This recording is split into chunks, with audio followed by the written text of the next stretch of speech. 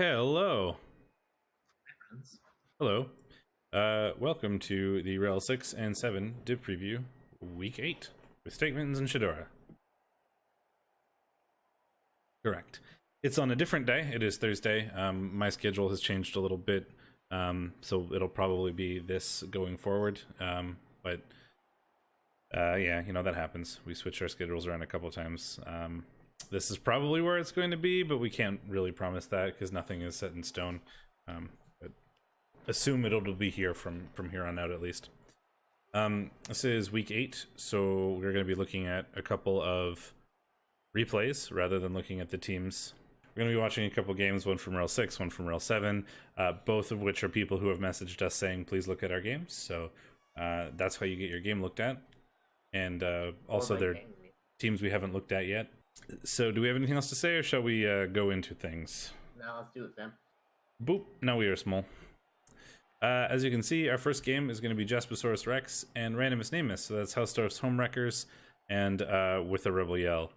So we got some Undead, and we've got some Dwarves. Oh, nice.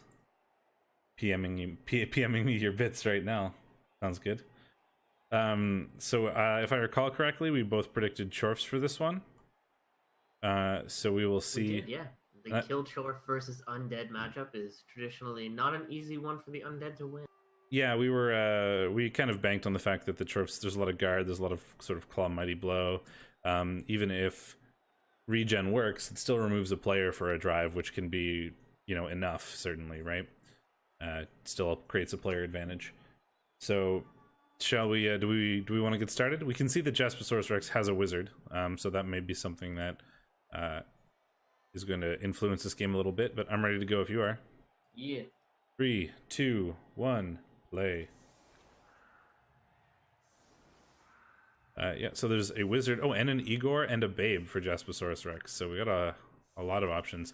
I think the Igor is a good play. Igors are weird in that they don't let you like instantly sort of return badly hurts necessarily, like guaranteed. You just reroll the. Like they're worse against badly hurts, better against deaths because it's like a 50-50. It basically lets you reroll one regen, right? Yes, so like it's worse against badly hurts, kind of, because it's not a guarantee you get it back, but it also is a 50% chance to stop your dead dude from being dead. So it's good in that way. And the babe and that should help mitigate a little bit of the damage potentially, and if you can keep enough players around, then that should make it a bit easier for the undead. Yep. Undead not... This is interesting from both sides. I don't think you really want to be throwing hobgoblins on the line against this much mighty blow. I think you're fine with the blockers potentially taking a foul. I get that that's what's the goal here, is to avoid getting... but beyond that, I also think that the undead could be getting one extra mighty blow hit here at least. 1 to 2 extra. Yeah, very short kick, and the changing weather nice allows us to follow up. Wow, that's an aggressive pile on. Holy shit! That's quite a start to this game. Well, the thing is, all of the hobgoblins are on the line, so if you just block them, they're probably not going to be doing the fouling. That's fair. I'm even like not a fan of that piling on because of the positional loss it gives. You just like that player is kind of out of the game. Boink. Block zombie doing a thing. No armor breaks thus far. Block zombie doing a thing again. Hobgoblins holding sturdy. I wouldn't hate a foul on the dirty player hobgoblin. Yeah, just he is not positioned to do. Oh well, he had to do it with that player. So, or no, he can do it from where he is. What am I talking about? Yep. He'll just get the ball safer first, and then do it. This is a good start for them. They've got a nice line set. Yeah, not bad. Especially if this results in a removal, which it does. Although he's about to get the chorfening directly to his face. Like the chorfs are just gonna start getting the scrum on. So keeping the mummies together is really handy there because they have guard and they'll support each other a lot, and it's gonna be way harder for the chorfs to push through them. Yep. Though yeah, these zombies are now stuck up tight. That's for sure. And this is kind of what I meant, is this white is now real isolated.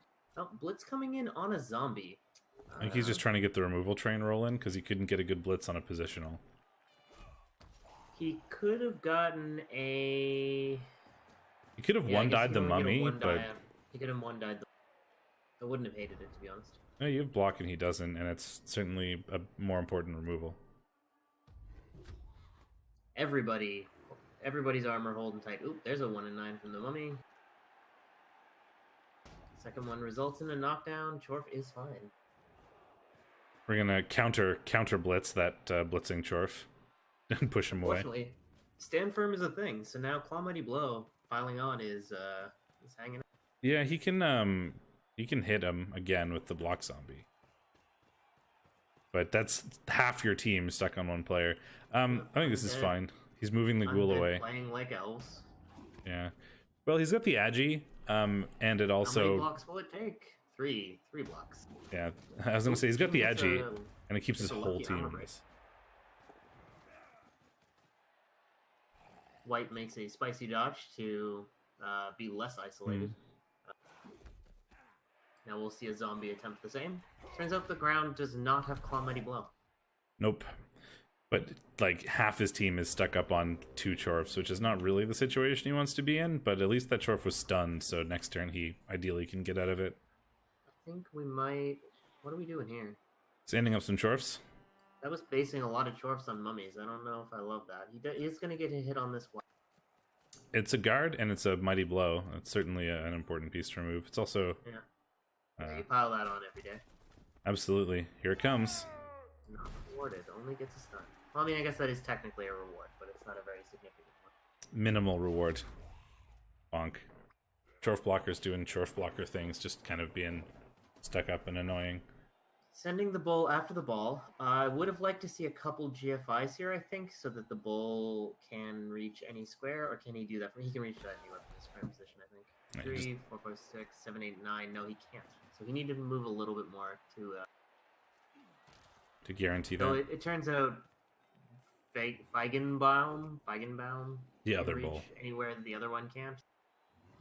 Yep. So it's gonna be hard for this ghoul to get the ball safe. Mighty Blow hit on a hobgoblin produces the first injury of the game. There we go. Badly hurt. Julia, no. This will allow him to protect the ball carrying ghoul a little bit, at least from the one bull centaur. Yeah, this is going to be a little all-in, though. That is a base cage currently. It certainly is. Oh, he's running a space. Yep. Potato Town, USA, friends. That is a currently unrestrained... Ooh, yeah, it's a going down. That is a 2+ break tackle dodge. Don't even need to do the dodge. You can just take the mummy down, or the zombie down, I should say. Yeah, we're gonna block the zombie, bonk, and then we have a 2-die on the ball. Yeah, I don't like this. This is definitely it's feeling awful starchy in here. Yeah, it's certainly a hit on blodge, so it's not the most likely thing. Well, yeah, we're looking for a 6, I guess. Yeah. But ooh, don't like that positioning. He just made it really easy for that guy to score. He wanted to push it down below you so that you're completely blocking the guy. Yep, this is a 1 in 9. Yep, to score now. 9 to score instead of, a much tougher dodge.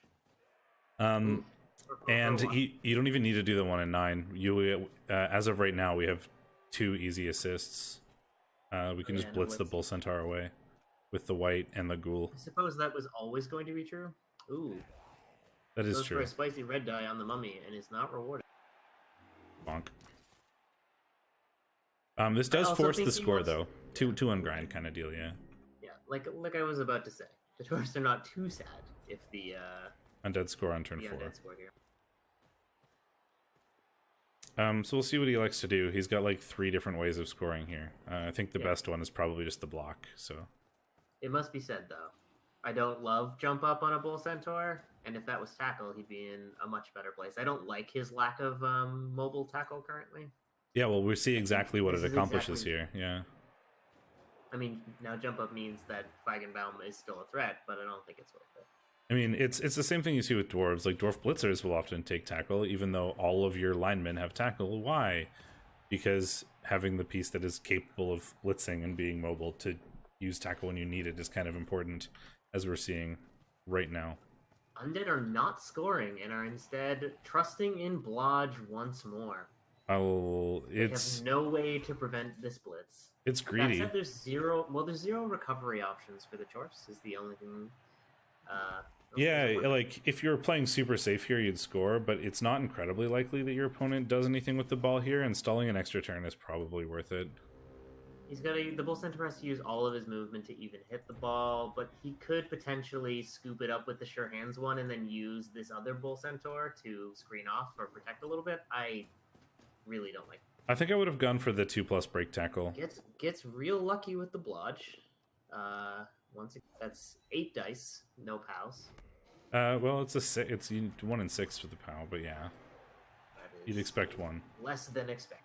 It is less than expected, but it's not like outside the realm of reasonable variance. Yep. Meanwhile, in Fodder Town, we see the Chorfs doing Chorf things and beating up on the Undead. Bonk, bonk, bonk. Not a lot of permanent damage yet. Ooh, more spicy red dice. Oh, you're ahead because you're skipping things.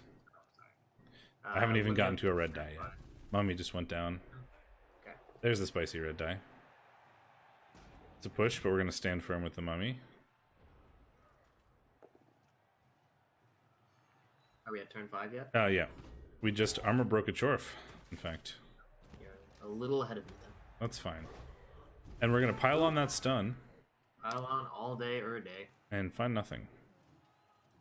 That's a shame. That would have been a really huge hit. Will the really greedy stall train continue? We will find out. Ooh, that's an injury. It's a hobgoblin, but there's only one bench for the Chorf, so every they're now into actual player lost territory. Yeah. This is a 2+ dodge to make it a 2 die, so I think this is fine. And we find the POW. Do knock over that Bull Centaur. Didn't even need it technically. But... No. Are we gonna score now? We do. I would hate scoring, or I was stalling, but yeah, you want to score. I mean, you wanted to score last turn, but he was not punished for it, thankfully.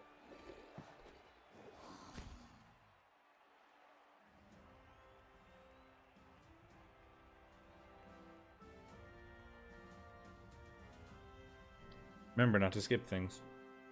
I'm not skipping nothing. Good. So we'll see if these KOs come back. Cheerleaders are wiggling. Zombie's still out. And the Hobgoblin is still out. So that's actually 2-player disadvantage for the Chorfs right now. They only had a bench of 1 and they've got 3 out. So this is exactly the sort of position the Undead would like to be in. The only way it could make this better is if it stalled for a few more turns. But the Chorfs being down players, you being up 1, and them being... 4 turns is not terribly difficult for Chorfs if they can get the ball in their hands, which is the hard part. But if that Bull Centaur gets it, then 4 is not terribly difficult. The odds of not getting a POW on 8 dice are 23%. By the by. Though I guess once you'd already potatoed the first time, you knew, like, the choice to stall, I guess, was a 50-50. The odds of getting a POW on 2 dice with the reroll is about 50%. Whoop. Extra reroll for the Undead.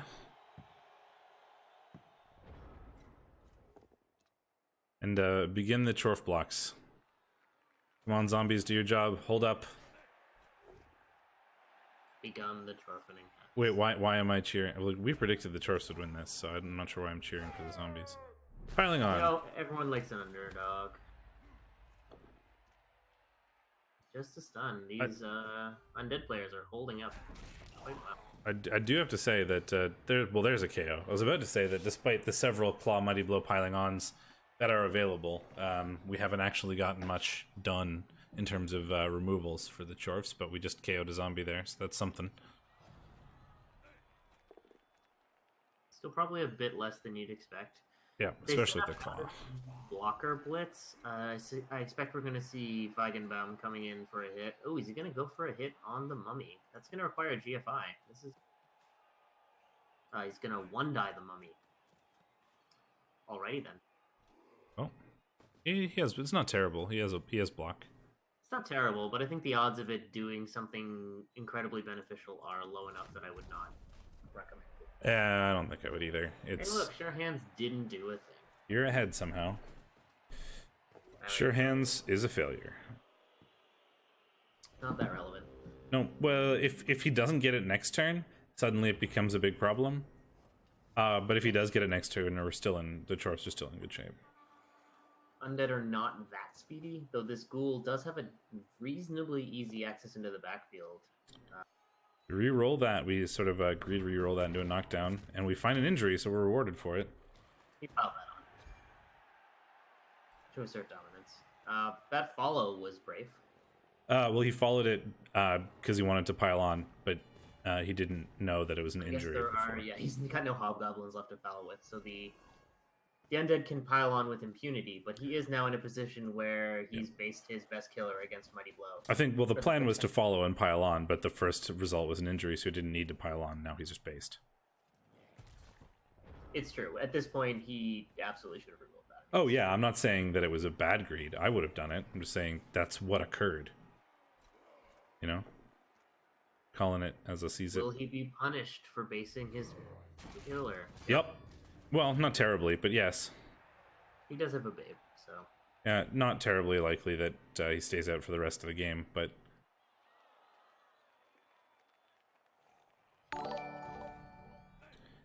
Oh, Paraj is hosting for 12 viewers. Welcome, Paraj viewers. We are doing div reviews for REBBL, Div 6 and Div 7, so if you're not invested in the REBBL League, then you may not be interested in this, but feel free to hang out. Alright, here's the big thing. We need to see if this Bull Centaur gets this ball, because if he fails this now... Spoiling. Spoiling! How are you so far behind? I haven't been skipping a goddamn thing. Oh.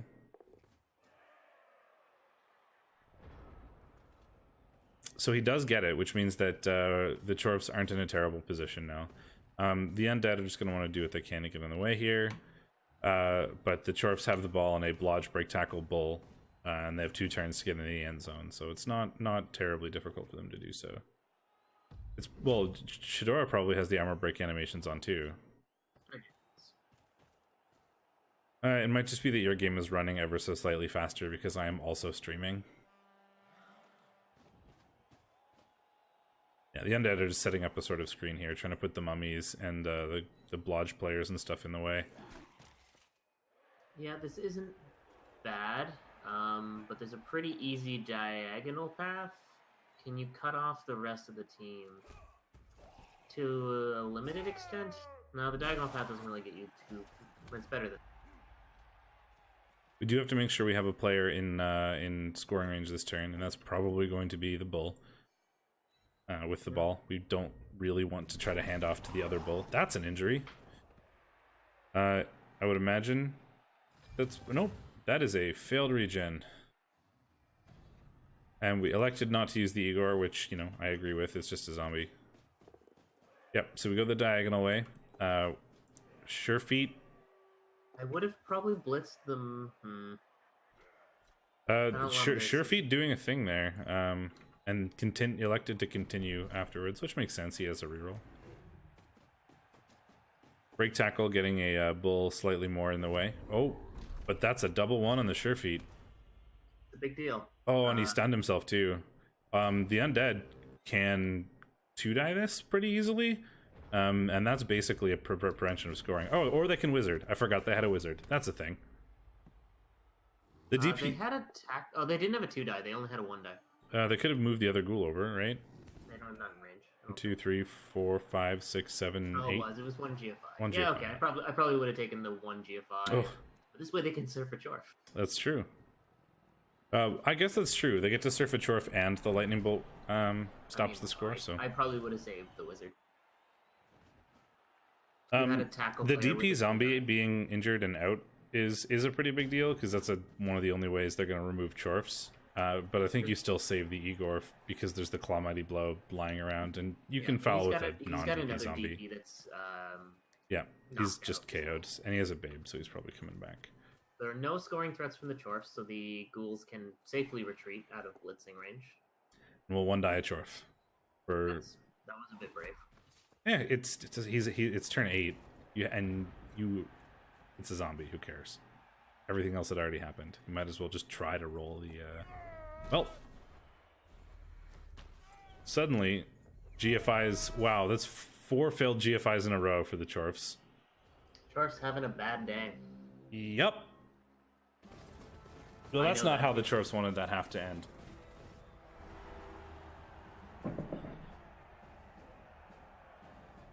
But we are going to go into the Chorf drive, but the Chorfs would have loved to go into that 1-1 rather than 1-0.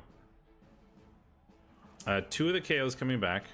I don't think... DP zombie did not. Yeah, the DP zombie did not come back. That was the undead half. Abo still hanging out on the floor.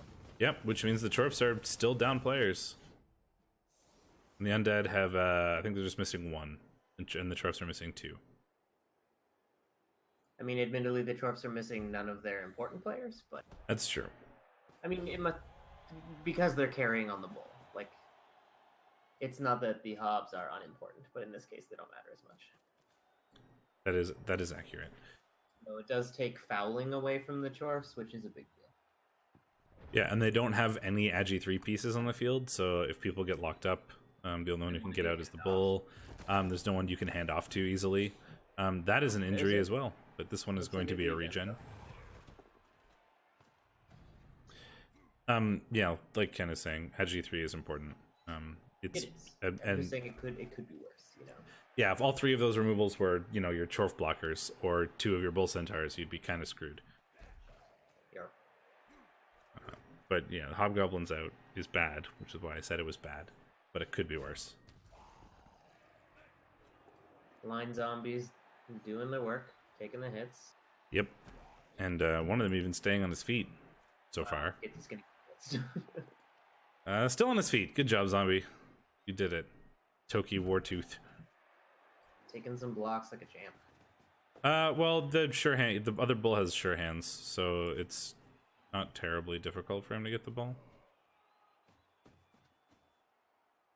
But yeah, it is. I think the Chorfs are probably going to play for a tie here. At least I know I would. It's going to be hard for them to. The Undead can 2-turn with the numbers advantage very easily, so you have to respect that. Yeah, so it's going to be all about just trying to stall till turn 16. Getting a 3 die on more here.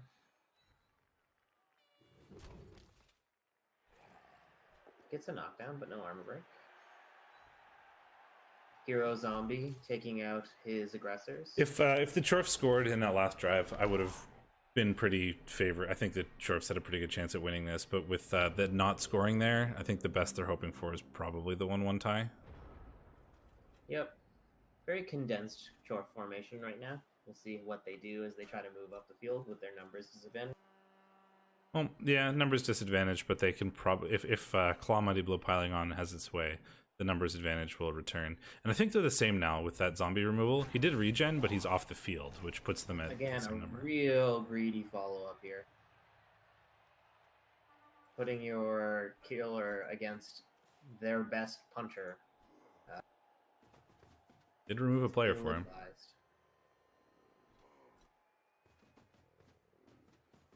Ball is not currently safe.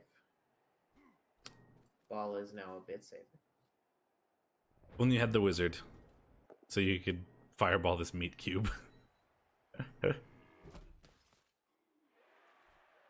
look, his killer got punched by Mighty Blow.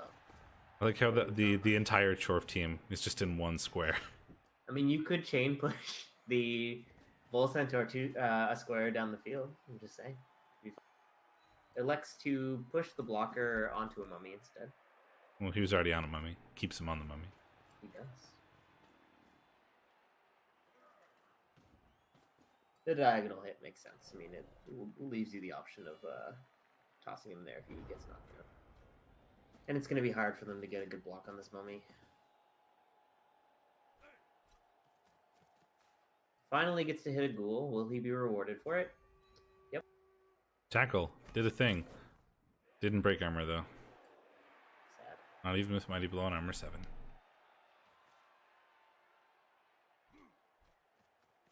Where's this ball going? Is it going to be going next to the ghoul? No, it is not. That is sort of safe.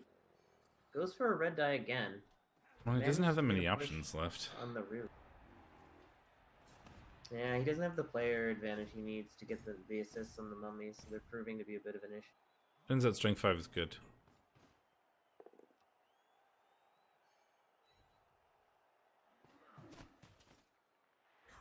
Piling on with impunity because there are no really good fowlers left for the Chorfs, but not finding a break.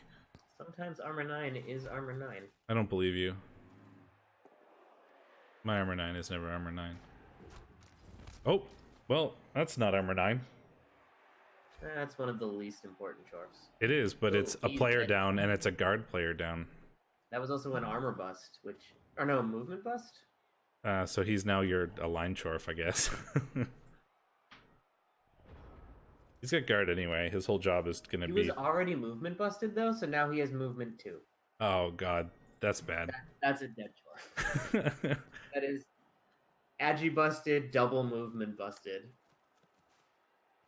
Ugh, You're not a tree, you don't get to roll the 50-50 to stand up. You're fucking dead. This is It's the a Claw great Mighty Blow. reroll. I mean, I get why you want to do that, but that's a bit... Here's the bit piling on. Dong. Well, gets rewarded technically for it, but I don't know where his ball's going. Well, the KO'd mummy is a big deal. The mummy's the hardest things the Chorfs have to deal with right now, and if they're playing for the tie, that mummy is out for the rest of the game. It's I effectively mean, I guess dead. you're on strength 4 blodge, yeah, you're not really that worried about a 1 die from the... I can't even get a 1 die. He can... Yeah, the best he can do is uphill. Uphill blodge, it always works. You have to believe in the heart of the cards. Everyone greed rerolls. Yeah. Greed rerolls for days. You are probably ahead. Yeah, here's the greed reroll. We do find the knockdown, though. And Guys, he pile didn't on, pile do on. it. No, he No. didn't. Weird. First block of the game without a pylon. Yeah, the first non-selected pylon, I think, that has happened. Yeah, that's what I meant. Where pylon was an option. Yeah. If you could pylon without pylon, it would be a little OP. More... Again, goes for a greed reroll. Well, maybe not greed here, because he is looking to push. But that is 0 rerolls left. Pylon! This is more what we expected the Chorfs to be doing, is just removing a player every other turn. Yeah, but they're in a real tough spot here. Yeah, it's, they're starting to get more removals, but it's too little too late, I think. Oh, look! A 1 die fail. Good thing you used all your rerolls. Gosh, isn't that an exposed ball? Can he do anything about it? Yeah, he can use the He can get ghouls. Yeah, you can get a 2 die with the ghouls. gonna Or require some dice. with the white now, he's gonna have to dodge through tackle, but it's a 2+. But he doesn't have dodge anyway, so it don't matter. Yeah. Well, you want to go with that guy, yeah, just because of that. It's got tackle, yeah. It's There's also a got mighty pow. blow. That is a big deal. It certainly is. And we have a recovery option with that Agi Ghoul as well now. I mean, we've also got the Agi. I feel like you hand off to the Blodge or the Agi he guy now. punts it. Oh, he's just gonna punt it. Yeah, I mean, I like that versus Chorfs at this stage. That's a good play. I think I would have just given it to the white maybe, because then you still The have white it. can be punched. By pretty easily. what? The bull center on the ground? Yeah, but it's gonna be uphill, right? No, you could just you can get an assist out. Oh yeah, so the punt is probably better. It's hard to see all the plays when we're watching replays because things go real fast. But I think the punt is probably... That's the other mummy Piles on KO'd. a KO. Gets a KO again. Okay. That stinks of... Don't do that. Don't have me link you the clip of me screaming no when somebody piles on a KO and it results in a stun. Don't pile on a KO. He's got the ball. Will he keep it? You're ahead. He doesn't have the ball. I don't know what you're talking about. Sure hands works and he's got the ball. Will he keep it? Probably not, because the Undead just continuously have enough players to keep 2-dying him over and over again. Tackle, yeah. With tackle, so... Armor's got to break eventually. well, Hey, look. also, he just... More pow. The I mean, balls. a lot of the last few turns stink of a bit of tilt, I must Yeah. say. Oh, there's an injury. Okay. Bull Centaur is not dead. Bull Centaur was briefly dead. It was got better. very briefly strength busted. Yeah. And now we have a 2+ dodge out with this ghoul. And this is going to be... This looks like a very clear 2-0 to me. That was an unnecessary GFI with an AB7 non-regen player. Don't do those. You didn't need to do that GFI. Does if it he'd prevent fallen him? over and killed himself, you would have deserved it. It prevents him from getting always blitzed by the Mighty Blow Bull Centaur, and the ground doesn't have Mighty Blow. Ooh, yeah, that's a Bull Centaur foul. Oh, sure. I mean, at this point, I think he's giving up. You think? I think we're going to see an attempted pickup and score on Cliff Burton to get him to level. Yeah, that would be a level for him. And that, my friends, is game. Very likely. Oop, he's got the ball, and we are just going to stall for a turn. We might as well watch it, though. No reason to throw the GFIs. Keeps fouling with the Bull Centaur, potentially to get himself safe. Oh, safe against what? The Undead's entire team is up there. Yeah, that's just a good old rage foul. I think so. Oh, there we go. That's a 2-0 for the Undead. So I must say, Bull Centaur fouling animation, not often seen, quite cool. It's not how we expected that to go, but I think the first half went very well for the Undead. And that allowed this to happen. Bad dice for the Dwarfs, followed by bad decision making, I think because of the frustration of bad dice. Potentially, yeah. The 4 failed GFIs in a row made a huge difference. Yeah, and I mean, admittedly, the Undead getting 5 injuries on 10 armor breaks is it's not good. Yeah, and to be fair, 3 of them were hobgoblins, but still, that's still a lot of injuries. Cliff Burton not only scored, he also got MVP, so he's on his way to being slightly more useful. Julia the hobgoblin got MVP, but that doesn't really result in much.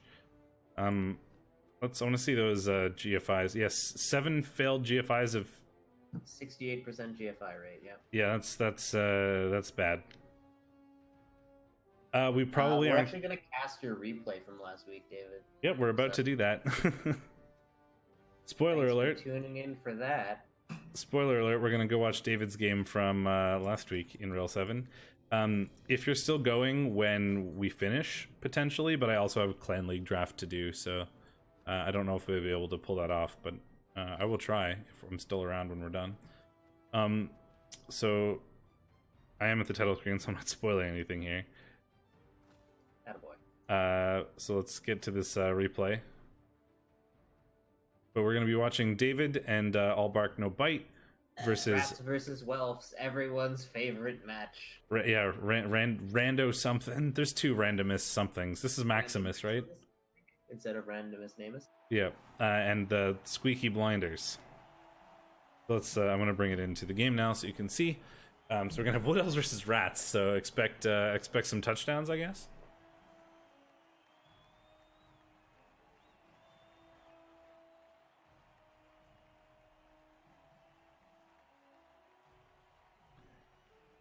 And there are the Squeaky Blinders. We'll run our way down these rats and take a look at their cute little faces. Cute little ratty faces.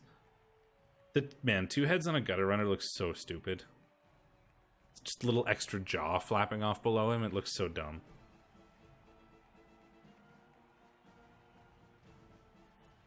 Alright, here's a coin flip. Well, we would have. I'll pause once we get started here so we can make sure we're ready to go.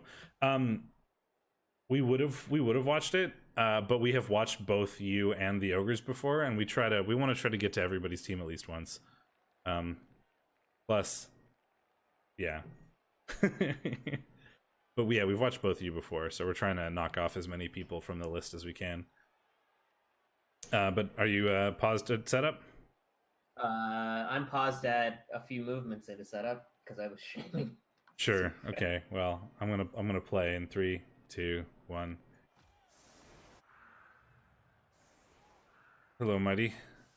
Let's get some skills up here. So it looks like the rats are on defense first, and the trees, the Wood Elves are on offense. To receive, or chose to defend first, I should say.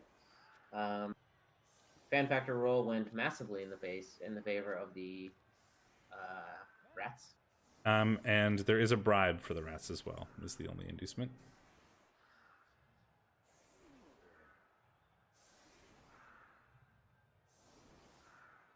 And we have a bribe. Yep, so we have a bribe for the rats. Look at that rat. Look at Finn Colby. That is wrestle, strip ball, tackle, 2 heads. Evil. Real scary versus Wood Elves. And there are no sure hands. Ball carriers. Yeah. Can't even outrun him. He's a gutter runner. It's movement 9.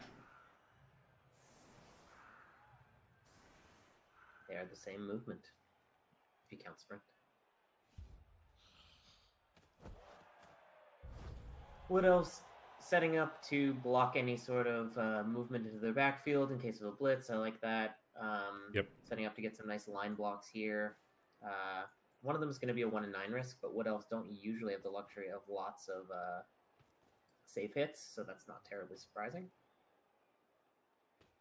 Looking to pick up on the rookie catcher, possibly? Or maybe on... Oh, maybe to do some vanity passes with Wenge to level him up. I don't hate that. Though against rats, you got to be really careful. Yeah, especially when there's rats like this gutter runner lying around who's kind of at any point 2 pluses away from just removing the ball from you. That's a start. Yeah. Monster Dancer immediately gets a KO. Goes for a 3-die with a tree. The tree getting removals is going to be a pretty big deal. There's a lot of armor 7. Yeah, and that's 2 hits, 2 removals. Not bad. It's a good start for the Wood Elves. David must be happy with that. Yeah. That's what line rats are for, certainly. But, you know, if you remove line rats this early, you're probably going to get better hits against the more valuable players later. Good angle choice here. Lets him disengage if he needs to. Does get a knockdown on Polygray. Unfortunately, he is... Yeah, he is fine. We'll back off with the War Dancer. And then we do the other line block with the Strength 4 lineman, needing no assists, and pushing him onto the tree, which is certainly the correct way to do that. Doesn't mean the tree is now based against a single line rat, but that line rat is probably not long for this world. So, yeah, he is going to go for a couple of passes here to level Wenge, potentially. Moves the ball... Oh, okay. Moves the ball forward and then does a handoff. Is he in gutter earner range? You gotta be real careful of that gutter. You are with 2 GFIs. He has the... A 3+ dodge. Yeah, this could be... And that's a catcher too, so it's not even uphill. Like, okay, we're not going to take it though, but because we have no real recovery options, honestly.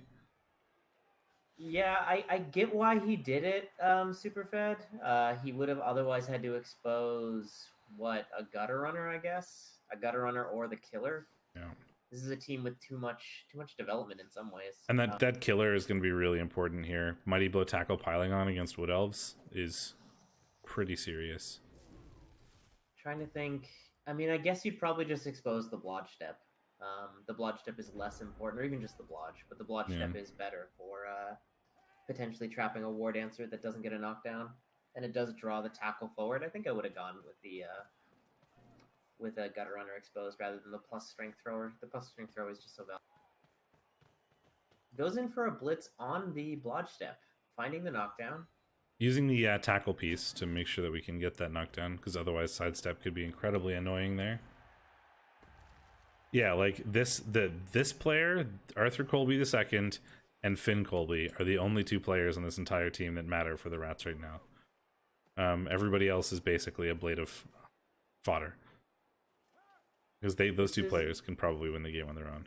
This is an interesting double screen sort of setup. I think we're going to see this wrestle catcher throw the ball to this dancer. He's hoping to score on Elm if I had to. Elm can score right now.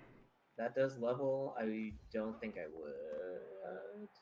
All right. Scores. What do I know? I mean, it must be said, if there's a matchup I'm less familiar with than Rats versus Welfs, it's probably... I mean, I don't think I'm going with the sort of... Who am I thinking of? The Wood Elf coach who scores every opportunity he gets. You're thinking of Morka, I think. Yes, Morka. Going with the Morka School of Wood Elves, and just, if there's a score, you score. I mean, there are a couple Wood Elf coaches that do that, but I think he's famous for it. Well, Anarian is famous for lots of things. The 2 KOs staying out. You know, it's the rat drive now, but if the rats, that's, you know, 2 failures so far, so they are going to be down a player. No important players, but if the Wood Elves can leverage that into chaining more removals, then it's pretty good. It likes to go for an anti-1-turn touchdown setup, which is terrible against 2 turns, it turns out. I don't know if I would have gone anti-1-turn. Never mind, he can do whatever he wants. He got perfect defense. I'm gonna try again. Am I ahead, or am I actually still doing okay? No, you're doing fine. I'm just saying the perfect defense is he gets to try again now. Yeah, does not elect to change his position up. No, this is going to allow the rats to flood down this one side here, and then, you know, sort of screen off. You know, the Wood Elves are Wood Elves. They have ward answers, but... Oh, that's a dangerous... Ooh. Okay. I think you have to reroll that. Oh, God, yes. Are you kidding? And he does. I don't think there's ever been a more reroll necessary pickup. And we're just going to try to get the ball. We back off a bit. But I feel like the rats are going to do exactly what the Wood Elves did here. And comes in for a punch on the tree with Polly Gray. That is a lot of rats stuck up on that tree. I don't like that tree block. Nope. Especially against a block tree, your odds of knocking it over are so low. Yeah, that's a block tree. I mean, the best thing you can do with that block tree is just run away. It's movement 2, and your entire team is at least movement 7. Just leave. Like, you don't need to be there. Well, it was forcing 2 Agi 3 dodges, including with the Storm Vermin. Rats backing off. They could have dumped. They could have taken advantage of this and dumped the ball forward, or dumped players forward. But that kickoff to the left side meant that they didn't really have that option. That was a spicy dodge for a 1 die or 3 die, I should say. We get it. It was a hit on the star sacker though. Yeah, I think it's worth it. That's the one of the 2 players that can cause you to lose this game. Oh, never mind. That's the plus Agi dancer. That was a 1 in 36. Ignore me.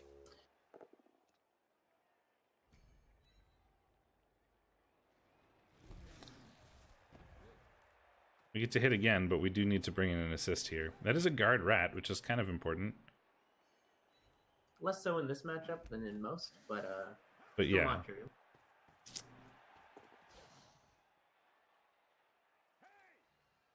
Don't know if I like marking that gutter runner. Doesn't really accomplish anything. On some pressure though. This is it's gonna be interesting to see how the rats deal with this. We are gonna punch the dancer, which is sensible, I think. I think we absolutely would. Ooh, gets a pow. And we're gonna pile on this 7,000% of the time. Yarp. Nope. Nope. Not pile on. I would have piled on there. Well, he kind of can't afford to positioning wise, though. I think he's gonna lose the ball no matter what he does here. It's hard to see. Ooh. That was an attempted 1 die on the tree. Jesus. I guess he was trying to free up a lineman? I don't know what that was all. Goes for a gutter runner foul. So we're going to gutter runner foul, but we're not going to pile on, which I think is interesting. But we do find the injury, so that's rewarded, I guess. Yeah, I would have piled on that 1,000%. It does, yeah. The bribe keeps the gutter runner around there. I don't even know what's happening in this game anymore. Bong. That's another removal for that tree. Tree is just mowing down rats. Dancer is out for the game though. What happened with the Apo? I didn't see. Did he get Apo'd? I don't think he got Apo'd. No, he did not. I think I would have Apo'd that. What was the injury? Was it just badly hurt? Badly hurt, it looks like. I would have Apo'd that. I understand he's got Mighty Blow, but like that's a really important piece for winning that game. Getting him back is a big deal. That's an injured Storm Vermin that we just sort of missed. There's so much going on in this game. Good lord. But that, like I said, that tree is mowing down rats. Like it's his job, which it is, I guess. Yeah, that's also his only tackle now out of the game. That was such an important piece. I think he had to apple that. Yeah, I think that right there is probably... that is going to be... I have a feeling that that's going to make a difference at some point in this game. Facing gutter runners does not really accomplish that much. No, It basically is just giving free assists to the piling on Mighty Blow guy. But this tree is doing work, man. Ooh, that's a brave base. That's a free 2-die. Wood Elf catchers do not grow on trees, it turns out. Yeah, but they're also apparently immune. And that's a 1 in 9. That's a snake. Or, yeah, sorry, 1 in 36. That was a gutter runner. So this is another touchdown for the Wood Elves, but you have some blocks that I would absolutely take first. I don't know that I would have taken it with the catcher. Yeah, it's he wants to free up the dancer to score with the dancer to level him. Okay, that makes sense. There was other blocks you could have taken first, but... Well, they were probably 1 in 9 risks. I suppose, but you, like... Most of the rats are just KO'd. If they get their KOs back here, this could be not as good as you want it to be. Didn't you base something with a line rat or a lineman right before that? Did he not have range to get to the killer? I'd do a line or elf over a catcher any day. But he might not have had range. There's 2 KOs back. So we have some line fodder again for that tree to mow through again.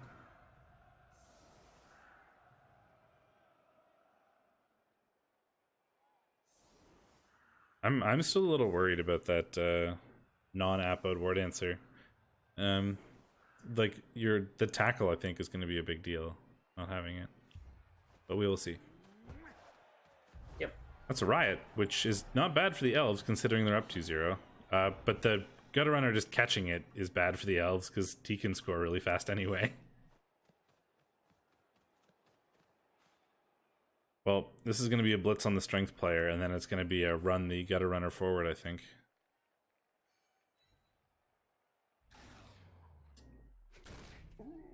Mighty Blow doing a thing, but just a stun, it looks like. Again, probably would have followed that up for a pile-on. I think he's being a little too fancy with this. Sorry, it's my bash player mind at work, though, thinking about that. I think he wanted him to help screen, because I don't know if... Got like a billion gutter runners though. That's true. Guard is in a good place. This is an annoying position to deal with. Putting a player above and below does make leaping into the cage a lot. Yeah, I mean sometimes you just have to take non-optimal piling ons. You can't just pile on only when it is perfectly safe. Right? I mean I would have piled that on 100%. I see why he didn't, but I would have. But that's because I'm a bash player. All the rats in a nice little clump. Where's a fireball when you need one? Bam! What else can screen this off acceptably well, but you gotta worry about the diagonal movement of the... See, this is how you deal with the tree as rats. Leave. Like, the tree can't do anything now. Yeah, I mean, it's still in an annoying spot, really, but...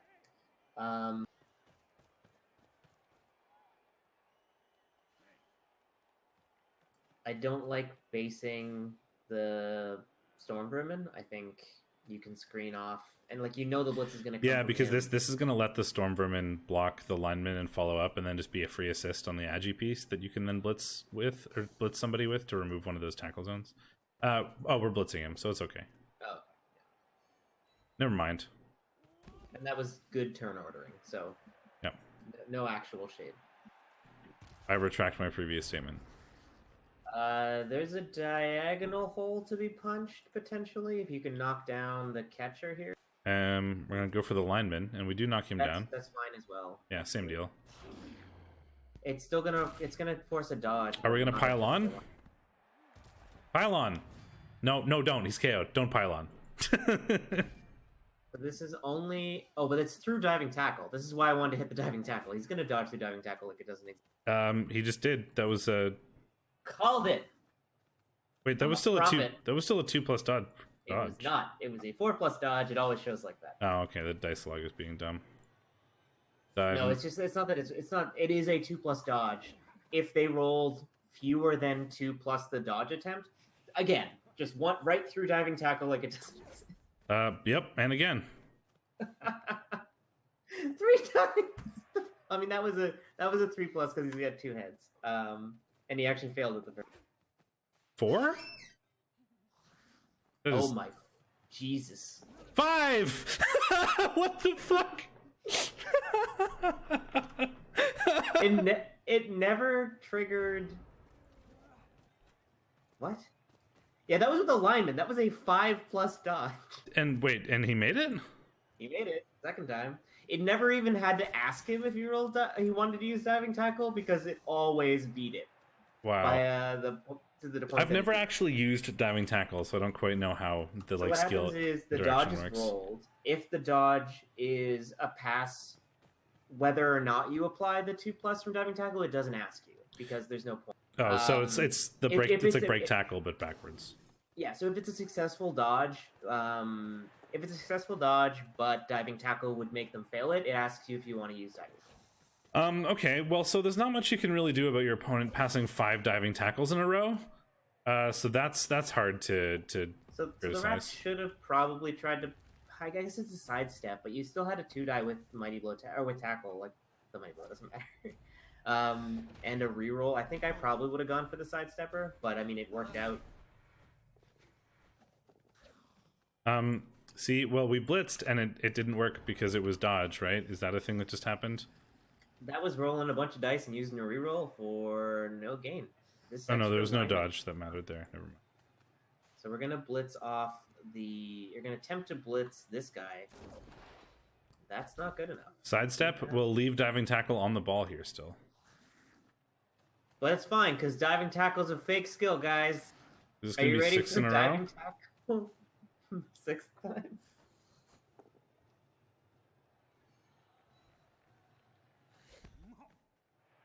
I'm ready for this. My body is absolutely ready. Hooray! No, it failed. No, it failed the second time. I mean, like 75% of the time, you should get out of that. It's fine. I mean, but I'm okay, still- so I'm like, still yeah, that's on that's David's gambler's behalf. fallacy at work, right? Like that wasn't terribly unlikely because it was 1 dodge, even with diving tackle, and he had the reroll. It's just gambler's fallacy. That's like he passed the last 4, right? It shouldn't work. I'm due for him to fail, but that's not how. That passes works. 75% of the time. That said, I am so tilted on David's behalf. Yeah. So am I. That's like that last this one game not requires working three isn't games of it. unexpected. It's just annoying. Well, rats are back.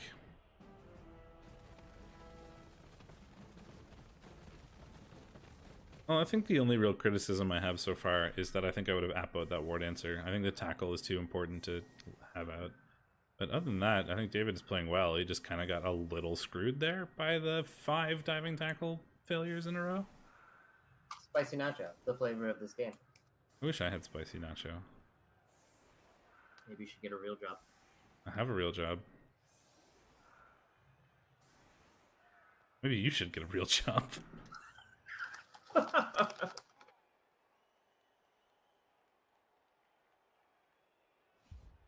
I work for a very respectable industry. So do I. Sort of. Pitch invasion. You watch people while they sleep. I do. And by that, not really. I spend a lot of my time fighting for the ability to actually utilize the data in ways that are useful.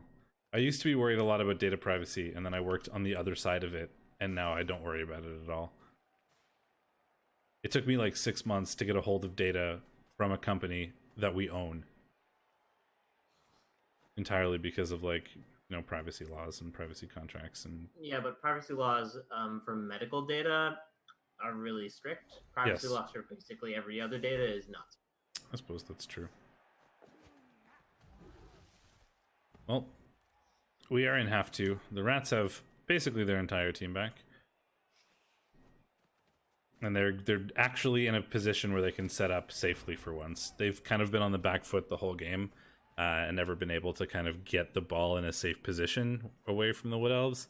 This is the first time they've really managed to sort of get a proper defense of the ball anti-leap going on. cage, even though the word answer is stunned. Oh, there's a take root. But we do get to 3-die a rat. And block doing a thing. And it also keeps the rat on him for him being Well, Well, he's got grab. He's got grab, I suppose, yeah. Are we going to go after the ball here? I don't think No, we're just hitting the gutter runner. Okay. I saw the blitz and was like, what are we doing? It's some GFIs, though, to be hitting a blodge player. I don't love it. No. Wrestle. Yeah, it means you're giving away a hit on an Agi player, and then subsequently probably a hit on your best. I think the play David here was to play a little bit safer. Yeah, well, we'll see, right? David probably just tilted a little bit to space with the 5 dodge failure or diving tackle failures. So we'll have to see how he reacts to that. Right? That is a skill in and of itself in Blood Bowl, is being able to not let yourself get tilted when weird stuff happens. You know, they weren't diving tackle failures; they were dodge successes. Okay, well, whatever. Be a glass half full kind of guy, Ben. You know me. I'm a glasses completely empty kind of guy. The glass is a cold and unfeeling void. Yes. The glass is literally a vacuum.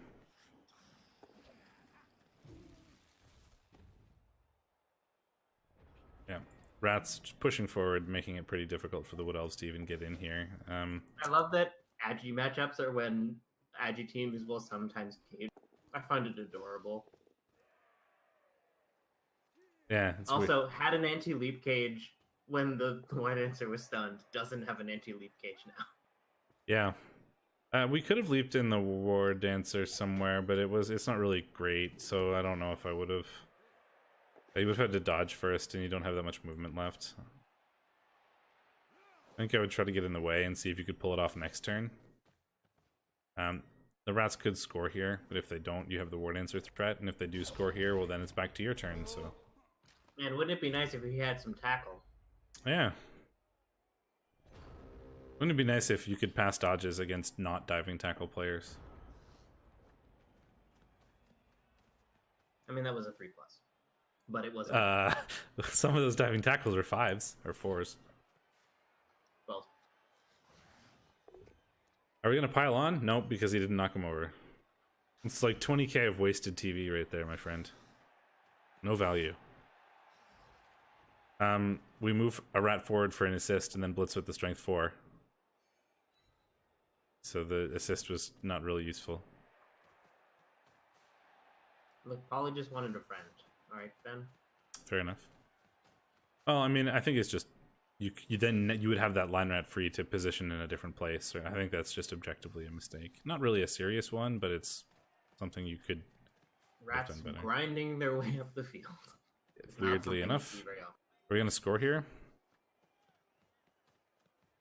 We are. That makes it 2-2.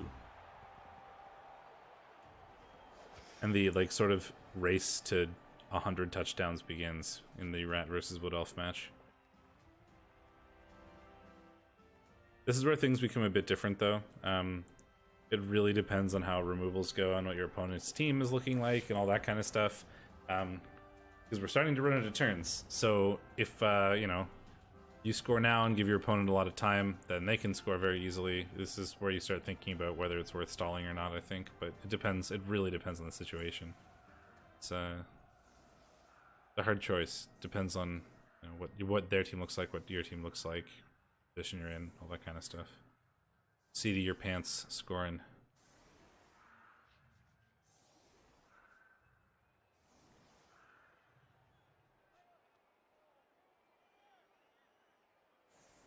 Trying to prevent the run-throughs here.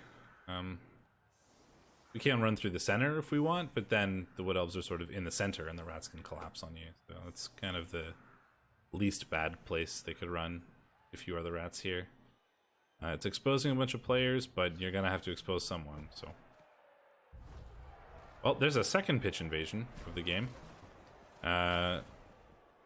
Mostly even, although it does remove one of the line blocks for the Wood Elves, which is not very fortunate. I think it hurt the Wood Elves more than it hurt the Rats. It the did. Rats lost a shitty gutter, and a line rat.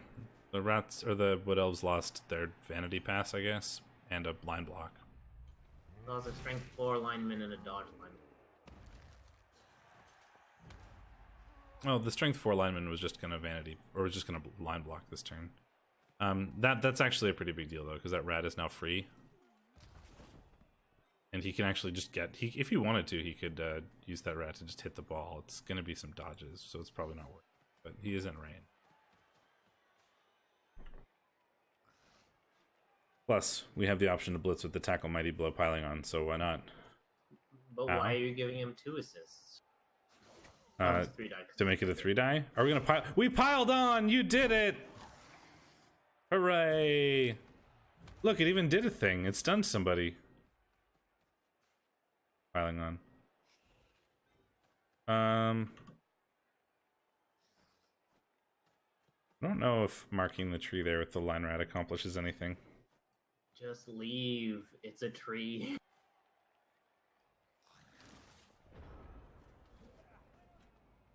Right. Now we've got our players back as David. Can potentially go up the right side here and have enough players to screen off a little bit, but Vin Colby is always a danger. Yeah, basing the tree is what zombies are for. Armor 8 regen. Here you go. You say Finn Colby is a danger, but he has done literally nothing all game.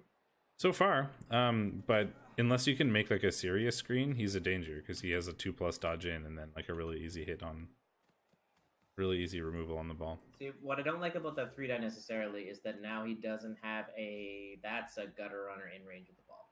That ball needed to be farther back. A strip wrestle gutter runner that can easily get to the ball. Yeah, that's I was gonna say you're doing the high elf thing of keeping the ball far enough back, but when you do that, make sure you count. Because that gutter runner can hit you, can't he? Let me click. Come on, click. He can. Yeah, you can absolutely hit him with the GFI. I don't want to count, but it's not showing me the movement range when I click on them. There we go. Yeah, it's 1 GFI. To do a 1 die with wrestle strip, yeah, you take that. Removes the ball, 5 out of 6 times. Will Random Maximus see it? We will see. Certainly does. Here we go. GFI is good. 1 die is going to strip the ball. The good news is, for the elves at least, we don't have great recovery here for the Skaven, unless we dodge out a line rat, but he can't even reach. 2 heads doing 2 heads things. Coming down to support. He can't make it on his own, but he can try to prevent the elves from supporting. There's a failed dodge. It also means that gutter runner is going to be in range of the ball no matter where it goes next turn. Yep. Oh, well, that tree, like I said, is mowing down rats. Stop basing it. Maybe, yeah. You'd think. You don't need to tie it up. It has 2 movement. Your entire team is movement 7. Just leave. It is, by definition, tied up. Right. If only... Well, I guess it doesn't matter here. If only we had that other word answer with block and tackle. I mean, he has wrestle, so it wouldn't have mattered there, but... So we get the ball and we hand off. We can pass as well if we want to really go for this right now. Pass the lineman and score, yeah. Yeah. Did we just move into a tackle zone to pass that? Yeah,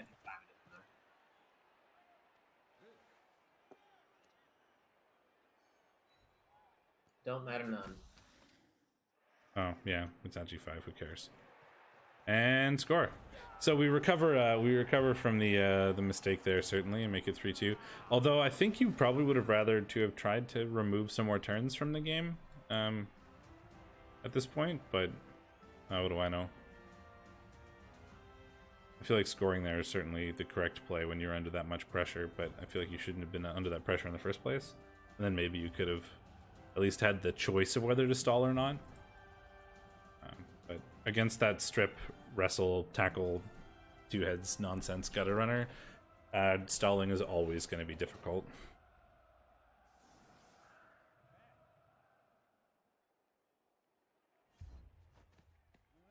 Yeah, I see why you did it. I forgot he was at G5. So we're just gonna put a rat directly under the ball, which is certainly unfortunate. I don't know about the wrestle strip one being round under the ball instead of the blotch step. He wants to level him. It's 28 SPP. But I suppose you could always hand off to him later. Yeah, and I don't love lopsided defenses against rats. Like, you're just limiting your response options. The short kicks certainly haven't been very helpful, because it's just, like, the rats, it basically makes them their 2-turn guaranteed. Longer kick would have been nice, but without kick, it can be hard to guarantee that.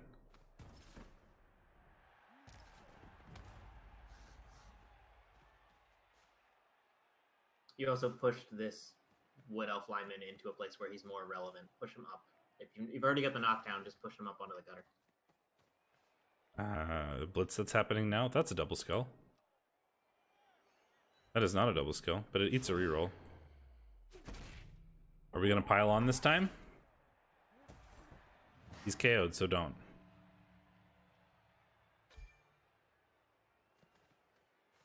At this point, yeah, I think the lopsided defense might have been not great, because it's now going to allow the rats to 2-turn really easily, and then it basically comes down to can you 1-turn or not, and that's not necessarily a good position to be in if you don't have a natural 1-turner.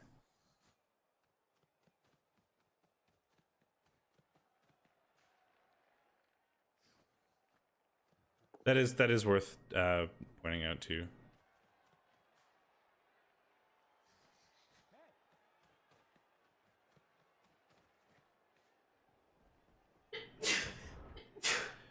Screening off the ball from the War Dancer here.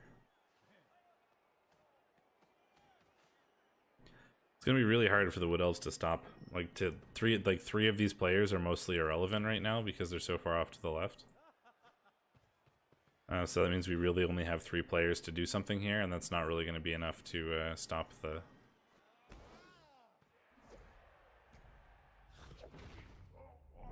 score, especially with that failed dodge.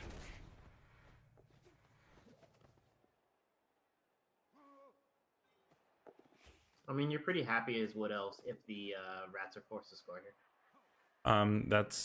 That's true. You don't want him to go to 16. You want to, if you have 2 turns, that makes it better than 1.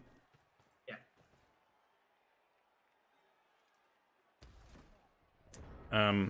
Although the rats don't have to score here, the rats are certainly going to try to stall this out 1 turn if they can, and I think they're going to be able to. You can't prevent a 2-die on the ball, but it is non-tackle onto blotch, so. And for the most part, it's going to be non-block onto blodge. I think there's only the War Dancer has block, and there's one catcher with wrestle. That would be who would do it. Yeah. Excuse me, that would be who would be making the block. But it is onto Raj, so the wrestle is the both down is. So Agi5 gives out to get the assist. Yeah, this is not an easy spot as what else. You could have, like, if you didn't put that catcher there, the rats would have had like a super clear path to score, but that's very much like a please score, I'm tempting you to, and he probably wouldn't have anyway. Yeah. So Agi5 comes around the side here and assists. War Dancer can get up and around, I think. Or this yeah, is I'm gonna go from the bottom. Uh-oh. Okay. Dodge worked. There's the leap. Leap is good. And we just get a push. I would not. I would have rerolled that. I would have rerolled it too. Well, he's worried about saving it for the 1 turn, I guess. I'd rather not have to make the 1 turn. And it was a... well, yeah, if you had... the rats have amazing recovery here. So I think I agree with not rerolling. If only you had tackle. If only. That was a 5+.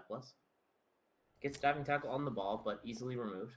Yeah, it's also pretty easy to, yeah, it's easy to push him away. There's the diving tackle gone.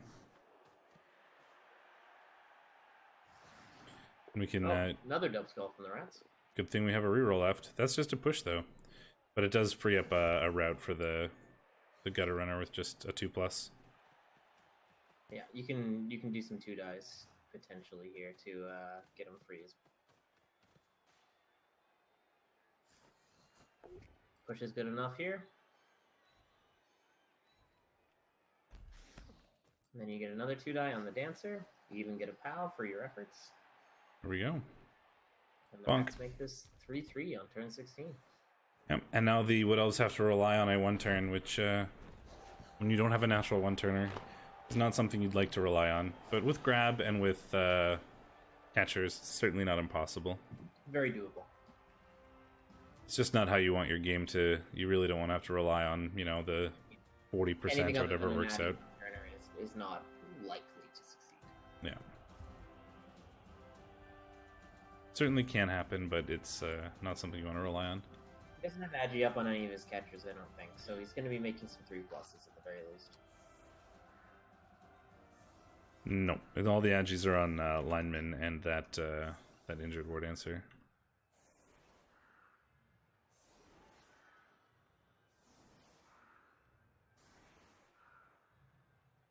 I mean, otherwise the war dancer would be his best 1-turn attempt, actually. It's movement 9. Yeah, as good as the. I would have. As good as the. I think you need to tap out that war dancer. All right, we don't need to keep beating that dead horse. Yeah, that's true. All right, pretty easy 1-turn setup. One line rats being one space closer actually makes it a bit harder, I think. So I would have probably done that if I were there. With grab, it doesn't really matter where you put them. Matters less. Yeah, it's true. He's just gonna grab him and put him in here. Why are you basing them? You need these people to. That doesn't look like a 1-turn. He's just gonna grab the line rat and put him back here. Yeah, but then where's the? Never mind. Well, there goes the 1-turn. Well, the tree mowing down rats like he's supposed to, but I think there was an easier way to do this. No, saves it from an MNG. It certainly could have been better. But it would have worked if you didn't roll. I mean, If you managed to get a push in 6 of your dice.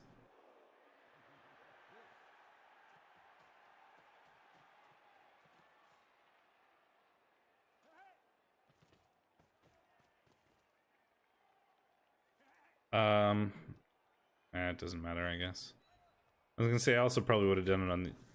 I would have done it on the other side too. There's less tackle on that side. Not that it really matters, but also the rat on that side had or the line rat on that side had dodge.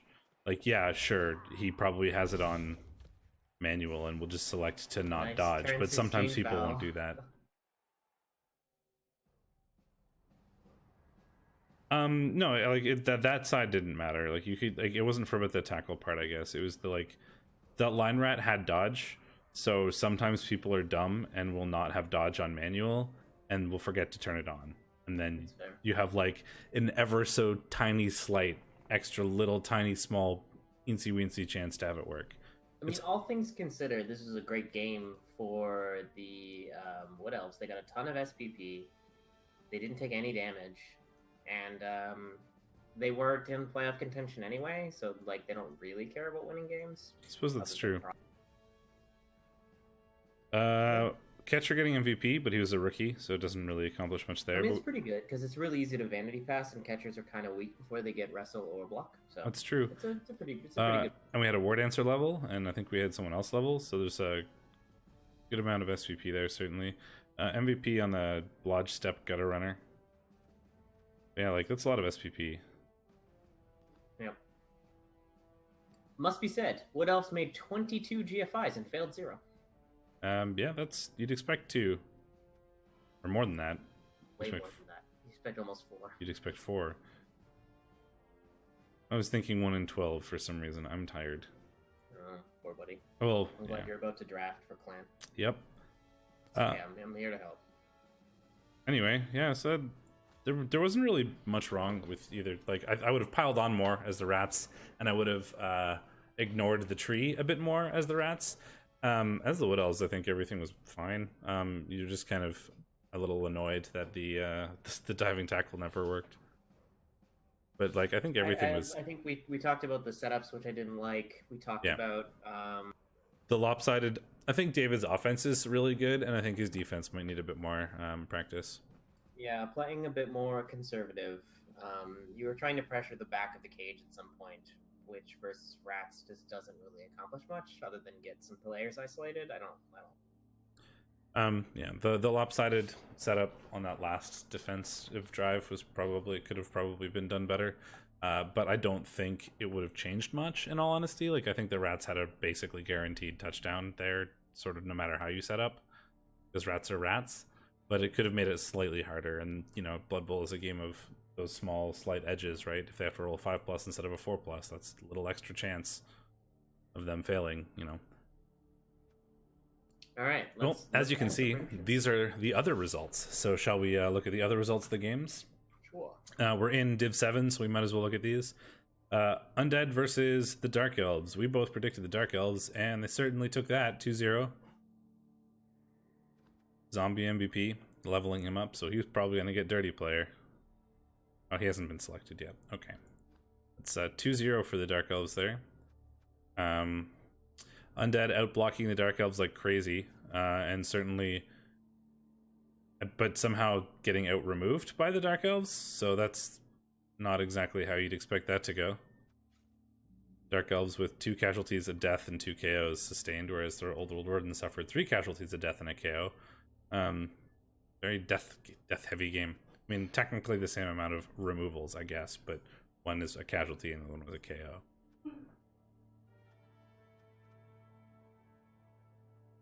But the Dark Elves are going to take that down 2-0. Yeah, nice win for them. Then we have the game we just watched, so we won't touch on that. Lizards versus Chaos. You predicted Lizards, I predicted Chaos, and the Chaos won 2-2. If I recall correctly, this was my opinion on this game was I think Lizards win this unless the Chaos Claw sort of does a thing, and we will see. Yep, Chaos Claw did a thing. 4 casualties sustained. 4 Chaos is pretty serious. Yep. So I figured this game would go to the Chaos if the Chaos could remove players, and it looks like they did. So I wasn't wrong there, but I was wrong in my prediction. Man, Chaos got a ton of SVP from that match. Yeah, 4 injuries, 2 touchdowns. Looks like a couple passes, potentially. 1 pass. So Vanity Pass, bunch of casualties, 2 touchdowns, MVP. That was really roll a lot of D6s, tells you that the Chaos were in control of most of that. The Lizards were punching back, like a pretty even amount of blocks. The Lizards actually outpunched the Chaos, but still they were punching from behind. And then, well, this was a game. 4-0 for the Rats. We said the Rats would win because they were the top of the table Rats versus Necro. And boy, howdy did they with 4-0. They even got 16 armor breaks. Look, they just pitch cleared the Necro. Oh, not even close. But they did certainly punch the Necro. Very, Necro, very rat game. Got only injuries. The Rats got a little... I'm going to say, it's a very rat game, sustaining 5 casualties and yet still winning 4-0. Yeah. It seems very rat-like to me. But 4-0, man. Necro armor was just paper that game. Failing more often than they succeeded. Rats, on the other hand... That is non-ideal. 50-50.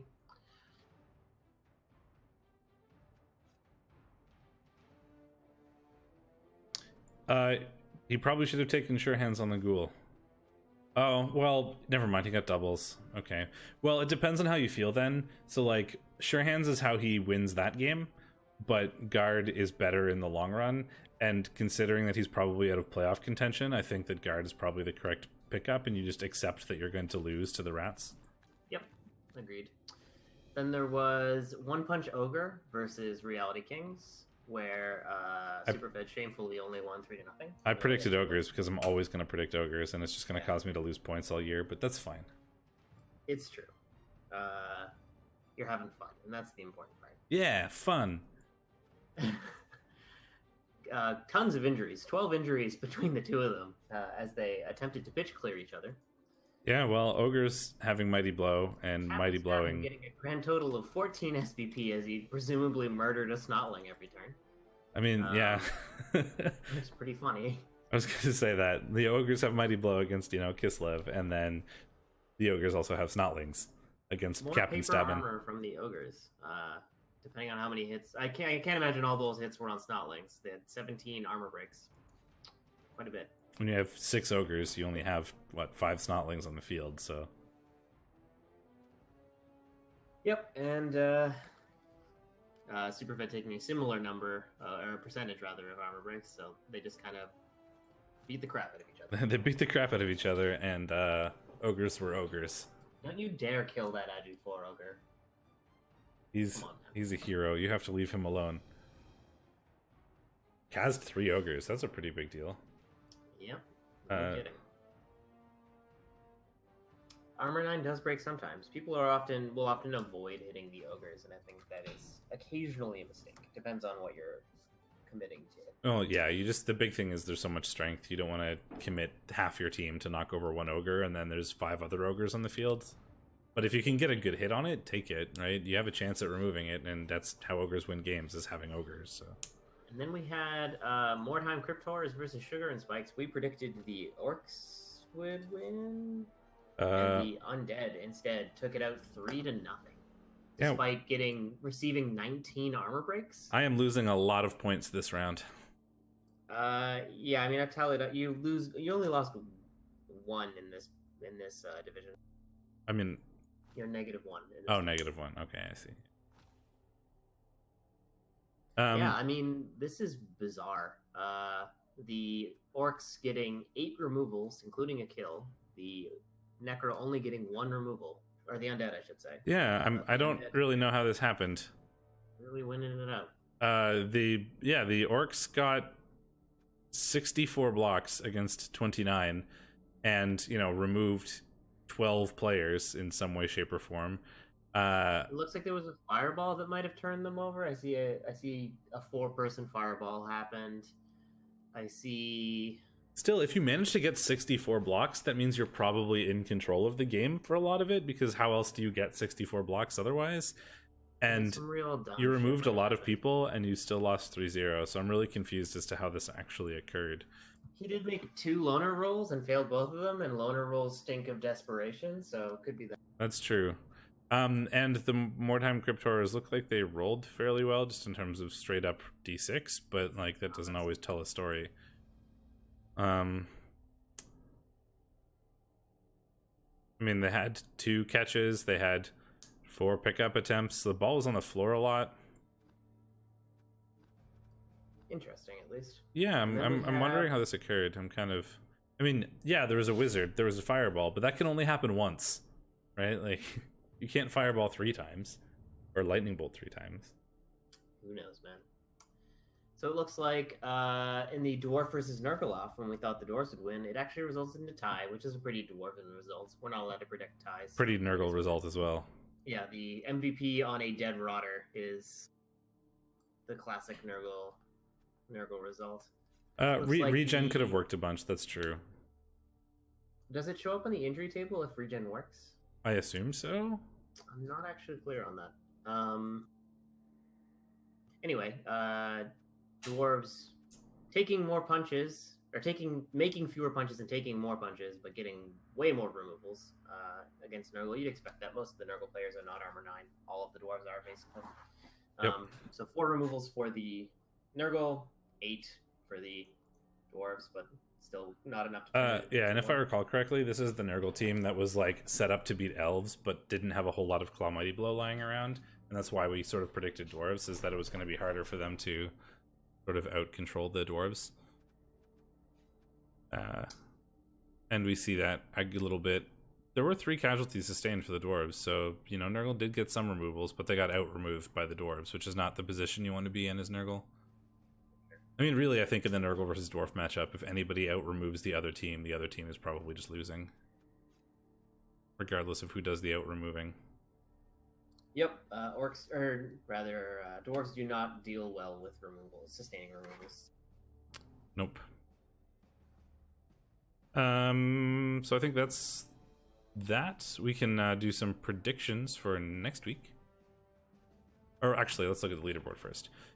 So after that, we have Rats Against Teen Stars in first, with 6-1-0, and they are tied for that first place position with Superfed and the Reality Kings with their 6-1-0 as well. So there are two. This is 7, so there's actually only one playoff spot. So we've got those two are in a tight competition for this right now. But the Bash and Lizzies are not out of it. They're only actually one. They're one win behind and also one draw, so they're only 4 points behind. But Rats and 4 points is a lot at this point in the season, though. Well, there's still 5 games left, and the Rats against Teen Stars and Reality Kings haven't played yet. So one of them is guaranteed to not get another win. Basically, yeah, there's only one spot, so it doesn't matter if the other one drops. If one person pulls ahead, you basically if you're 4 points down, you require the best teams to start losing, which is not a good They decision. do only need to lose once, though, right? If another win happens here, it's way out of range, Sure. but they only need to lose either once. of them throw a game and the Lizards just pick up every game, then there's a chance they pull ahead, but it's 4 points is a significant. Yeah, and it depends on who they're playing next, right? Like if you have a match against one of them and you win and they lose, that's a big swing, and then they have to play each other. So it's not out of reach, but it's very much getting close to that point. Then we have So not this week, but next week it looks like RK and Rats Against Teen Stars are playing. We will definitely at least recap that match. We will probably try to stream it. It's a pretty big game. And then middle of the pack is sort of all close to each other. Spagooters, No, it's not Bosco. next week. It's 3 weeks from now. Jesus, we are way farther out than I thought we were. Yeah, Angre, My Nemo, all at 3 or 4. And then sort of bottom of the table, we've got Yayo, Random Maximus, Tetsuya, David Leclaire, Weeknight Wizard, Redbeard, and One Punch Ogre. Poor One Punch Ogre, 106. I want to see you do better, Gypsy Prince. I like how, because of all the ties that Redbeard has pulled off, despite not having any wins, he's still ahead of One Punch Ogre, who do have one win. But shall we do some predictions? Yeah. So we've got the Bash and Lizzies versus the Old World Wardens. So this is Glomar, 3rd place currently. It's Tetsuya down in 10th. So we're not going to look at the teams really. We're not going to review them. We're just going to see what's going on. No sure hands or anything for guard. Big thing here is going to be the guard. Lizards can do fairly well against Undead once they have Some block and some guard to deal with the inevitable guard on the mummies. So it's not too bad for the Lizards, and they do have tackle to deal with the ghouls. Both mummies are stand firm guard. One has block, so it's pretty scary stuff, certainly. There's no Mighty Blow for the Undead, and there's only the one tackle on the white. It is Agi 4. There's 2 Mighty Blow for the Undead. Well, not on the whites, I guess, is what I'm trying to say. There's no Skin Killer. Yeah, there's tackle, and he's Agi 4, but he's, movement 6. I think this is going to be hard for the Undead, not undoable, but hard, so I think I'm going to go with the Lizards.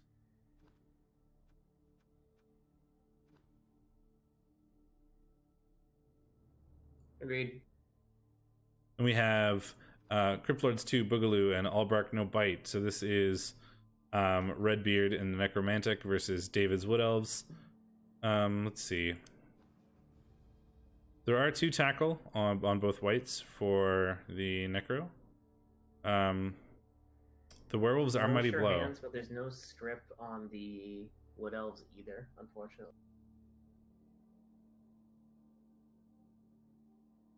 Ooh, yeah, and the Strength 4 Ghoul is going to be difficult for David to deal with, I think. Strength 4 Blodge. There is strip on David's team. Really? There is now, after the Elm, the War Dance that leveled in the last game. He picked up strip ball. Oh, that's perfect then. Then I think that David is favored here. Yeah, if it wasn't for that strip ball, I think I would give it to the Undead, but because that strip ball exists, or the Necro, sorry, because that strip ball exists, I think I'll give it to David. The Strength 4. Keep David until he gets it. Yeah, well, he's convinced we're cursing him. If he didn't have strip ball, this Blodge Strength 4 Ghoul would be super frustrating to get the ball off of, but strip makes that pretty trivial. Then we have One Punch Ogre and Salty Chips. Oh my god, the Dark Elves are going to ruin the Ogres, but I'm going to predict the Ogres anyway. I've committed to this. I've committed to this bit. We have to. This is the Agi 6 Dark Elves. Oh dear. Yeah, David wants us to stop. I predict the Dark Elves. Okay. Stop being favored. I don't know, man. What do you want? Squeaky Blinders and the Mordheim Crypt Horrors. So we've got Dr. Spagooters, and we've got... The rat team we just watched versus Dr. Spagooters Undead. Yep. No sure hands. Missing a mummy and a ghoul, which is their guard wrestle piece. 0 tackle. They've got a mummy, a white. Yeah, I mean, this is clearly going to be the rats. That one white might be able to remove players, but I don't think it's really going to matter that much against the rats.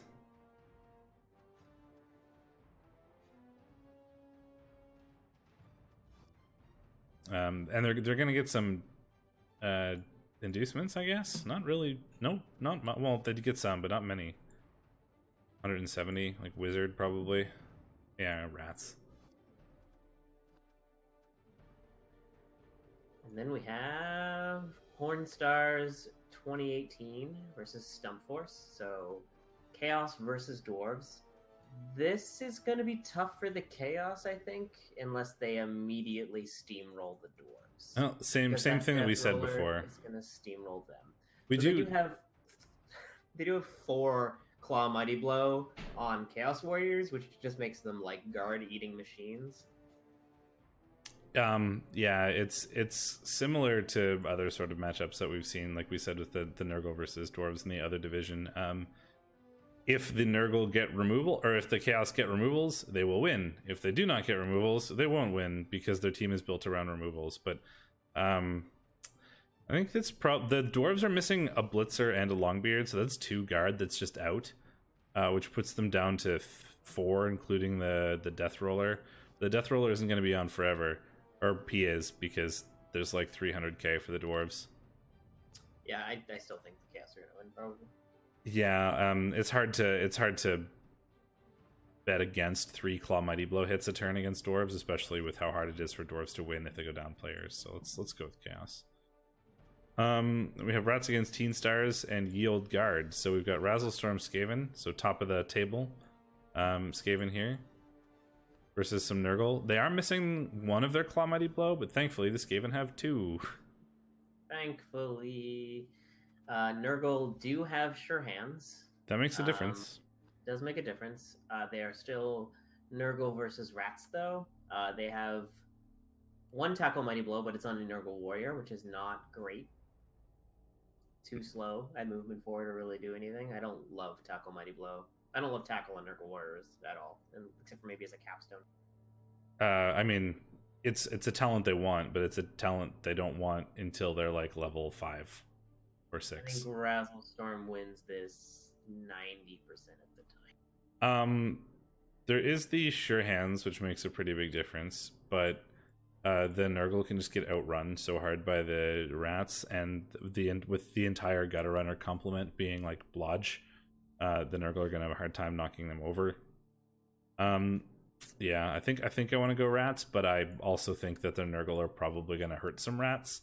If they can get the Beast of Nurgle in a good spot, it makes the rats' lives much harder, but he is movement 4, so it can be difficult to The pull rats off. have the ability to do like play the surgical removal game too, and can cope generally better with like losing line rats than Nurgle can cope with like losing positionals, because Nurgle can't really afford to protect their positionals a lot of the time. So, I mean, I agree with Brazzlestorm. Like, if he removes enough players, it's going to be hard. But his only real opportunity to remove players or even utilize that Mighty Blow is going to be on line blocks. So as long as you don't give him too many line blocks, he's not really going to get that many chances to Mighty Blow you.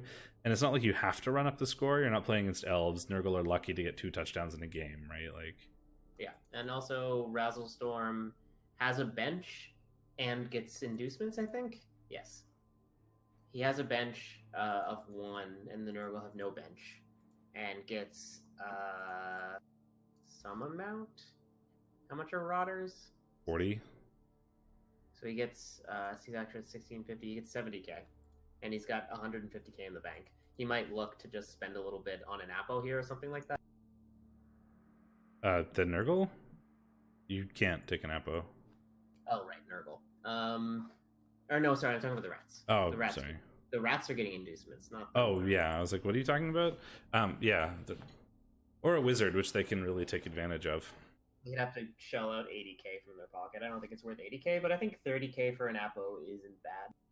Yeah, Apo is probably a good shout. But yeah, like where they have at least one bench and the Nurgle have 0, it might be the case that the rats can at least keep up in removals. Probably not outpace the Nurgle because the Nurgle have way more mighty blow. But I think it could go either way, but it's one of those matches that depends heavily on the first few Nurgle turns. If the Nurgle fall behind in players or don't get the removals, they lose. If they don't get the removals, they have to get the removals to win, but Razzlestorm just has to try to prevent those from happening by being sort of conservative, and he'll probably have this in the bag. It's not going to be a 4-0 win. It might be a 2-0 win because there'll probably be a lot of stalling, or might be a 2-1 win or something like that. But I think the Rats can take that. Yeah, I think most of the time the Rats win this. Was it the last one? I accidentally backed out of division. No, there's Reality Kings and Sugar and Spikes. So this is the Orcs and Superfed's Reality Kings. Well, if Superfed wants to stay top of the table, he wants to win this. He's gonna out TV. I normally like Orcs against Kislev a lot. Mighty Blow Spam is amazing against AV8. That said, Orcs don't have the thrower. It's top of the table versus bottom of the table. Gotta go with Kislev. Like no ifs, ands, or buts. Yeah, well, the Mighty Blow Spam and the guard is certainly super annoying. I mean, it's gonna hurt. It might hurt his line fodder, certainly. Yeah, I mean, I think Superfed wins this, but I think Superfed probably gets, a few a few maimed players out of the deal. But I think if he's willing to trade his players' lives for a victory, then he should be able to win. But you're not going to get out of it unscathed. I'll take Superfed as well in this one. Yeah, we were very decisive, unless you count the Ogre matchup, which I feel doesn't count. So we should try to find some divisive picks and Div 6. Maybe almost primed in a kind of a weird way. Anyway, first of all, we have to look at the results. One match has already been played this week, so we can't predict that one. But we'll talk about it next week. I got a good clip from that, which I could send to you if you wanted to show. A good clip from what? The game that was played. JJ Cash versus Common Nightmares. Next week? Yeah, we can show it next week, but I don't want to show it now. That's next week's I'm just content. gonna forget. Fine. Let's start with, we watched this game, so we don't need to look at it again. We did. Then we had scaled for reference. We predicted the Chorfs and we were wrong. Scaled measures versus Orcsploitation Cinema. So what did we predict here? This was an Orc prediction, and we're wrong again because we're just fucking shit this week. Yeah, this is the Strength 5 Blitzers, and we're like, surely that will do work against this Lizard team. Nope. Lizards didn't even get any removals. 57 blocks, got 1 removal to the Orcs 7, but the Lizards styling on the Orcs 3-1. Yeah, that's not exactly how we expected that one to go. I mean, Kermit the Frog is a really good lizard, but he'd only got 1 of those touchdowns. Yeah, Orcs having amazing armor, rolling terribly on their dodges. They failed 8 of 13 dodges. I mean, your Orcs, you probably shouldn't be doing dodges, but he does have some Agi 4. I mean, it's some Agi 4, but still mostly 3+. Should not be 30% or 38%. Yes, I was just saying. 13 dodges is a lot of dodges for an Orc team to be trying in any match, especially one where you're sort of winning. I feel like that may contribute to it, because that's probably a lot of turnovers he wasn't expecting. Yeah, I would agree. That looks like a lot. His block dice weren't good either. So that might have something to do with it. Look at all those push results. A lot of push results. He won the attrition game, but not the actual one. And then we have the Wayside Warmongers versus Wood United. Wayside Warmongers beat the living shit out of Wood United. Jesus Christ, 24 armor breaks. I predicted human and you predicted Wood Elves, so finally I make up some ground here, but not very much. But yeah, 2-0 for the humans. If I recall correctly, I think this was very... This was like Wood Elves, whatever. I feel like this was... the humans are going to be able to outpunch Wood Elves, and these but the Wood Elves are Wood Elves over humans. But these humans have a lot of stat ups and stuff, so they're probably able to keep up with the Wood Elf game a little bit while punching them to death. And dear Lord, did they ever punch them to death? That is. I mean, this is Phil's team, right? Yeah. Yeah, 6 casualties, 6 KOs, 2 deaths sustained for the Wood Elves, and 0 anything sustained for the humans. This is very likely close to a pitch clear, if not a pitch clear. Just like the humans utterly decimating the Wolves here. Yep, it's terrible. Rip Luke. Yeah, sorry, dude. Snake Kitties versus Common Nightmares. We predicted the... Oh, you predicted the Lizards, and I predicted the Necro, and the Necro won. So there goes my points. I had some very briefly, and now they're gone. Yeah, so we have the Necro taking that down 2-0. Block Zombie getting MVP to level. He fired him, though, because he doesn't need a level 3 zombie. No. The Lizards outbashing the Necro like severely, but not actually converting that into any real removals. Also not surprised. Turns out Armor 8 regen everywhere makes it hard for Lizards to cause damage. They don't usually have the Mighty Blow and kill skills to break through that. No, but if you're almost, when you 55 blocks to 35 blocks, it seems to me that the game is slightly more in your favor in terms of controlling the pitch, because you're dictating, more blocks than your opponent is. But not being able to convert that into touchdowns is potentially the Necro often will simply base up the Lizards pretty aggressively, and then try to take out a Saurus every turn with the Werewolves, or at least blitz a Saurus. That's what zombies are for, yeah. Just here, Saurus. You often receive a lot of blocks as Necro versus Lizards, but it doesn't necessarily gain you a lot of pitch control if all they do is stand up and serve. Mm-hmm. That said, it does look like the Lizards did not neither of them caused any damage, actually. 4 breaks apiece, resulting in a couple of KOs, but that was it. There were 2 failed catches and 1 failed pass for the Lizards as well. Maybe some desperation or potentially handoff plays that failed. Lizards are not good at passing, it turns out. Well, there were 2 catches and 1 pass, and all of it failed. So that may have been 1 failed vanity pass at the end of the game, and 2 failed handoff plays. And failed handoff plays can potentially result in not scoring as well. Yep, for sure. Starry Fight and 3 cash, 3 crew revengeing. So we had some humans versus some dwarves here. We predicted that the humans would take this, and they did. 3-0 over Rumblebee and Starry Fight. Jackson Polax picking up the MVP, and Donovan DD Diamonddale picking up the MVP. So not terrible MVPs there, but I imagine there's going to be some serious SPP for the humans. 1 removal for the dwarves and 3 for the humans, despite sustaining a boatload of blocks. You'd probably expect more removals than occurred for the dwarves. For sure. It looks like the humans' armor held up, and only getting 2 removals on 13 breaks is pretty abysmal. So maybe some bad dice from Rumblebee. He's used to it. And then JJ Cash getting away pretty scot-free, unless that injury was a perm. So. And then JJ Cash having quite a serious human team. There's a lot of agi and stuff available. That's why we predicted they would win. Yeah, pretty easy for them to score, but we also expected them to take more damage than they did. So definitely not surprised by the win, but I would have more expected a 2-0 or a 2-1 with some more injuries thrown in rather than a 3-0. Yeah, it looks like JJ Cash made a ridiculous amount of his dodges, 21 out of 24. Way more than average, even for 2+ dodges. A lot of those probably have the dodge skills. Well, that doesn't count. Never mind. Everyone says that. It's just not how I think about the numbers. And we have another Bloody Bell and First and Forsaken Lions. So we predicted the High Elves would take this, and it was a tie. The big thing I'm interested in is the damage, because these High Elves have been getting beaten around for weeks, and I'd love to see them not take 1,000 removals for once. And 1 KO. There you go. 1 KO and 1 casualty sustained.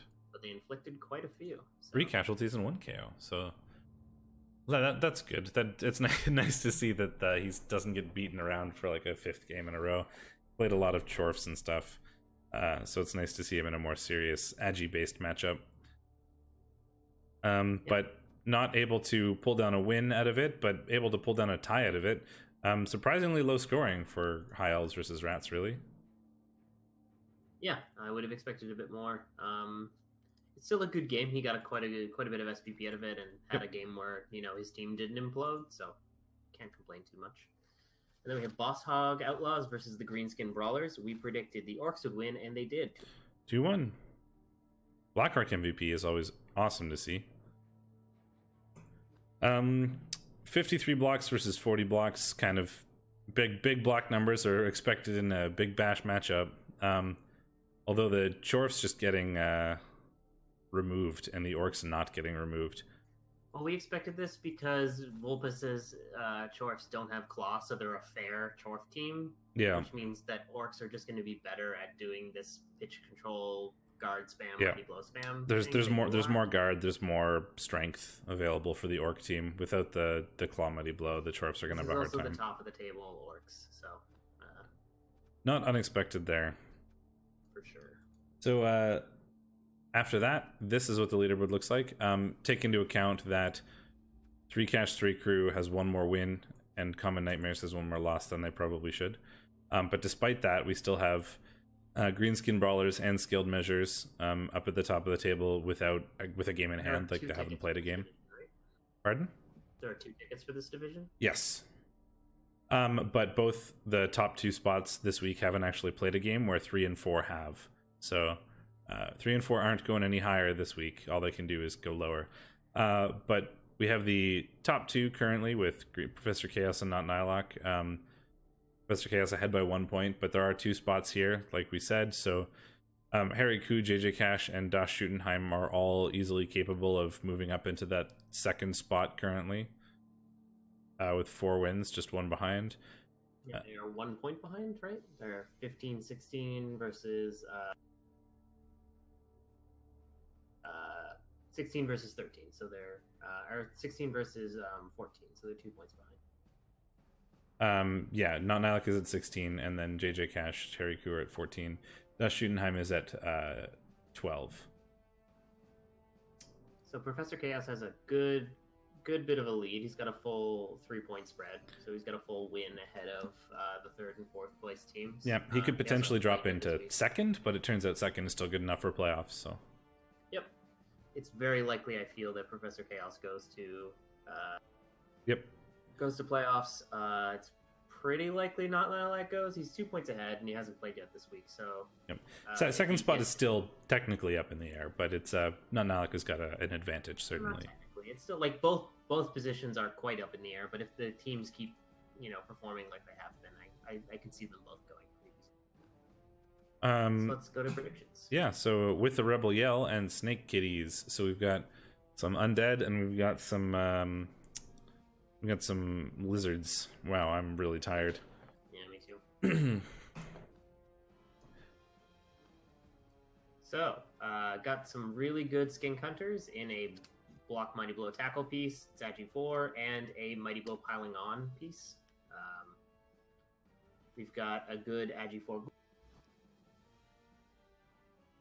Yeah, those Orcs are quite scary. They're actually, I think their team is probably scarier than yours, but you're winning games. So. Yep.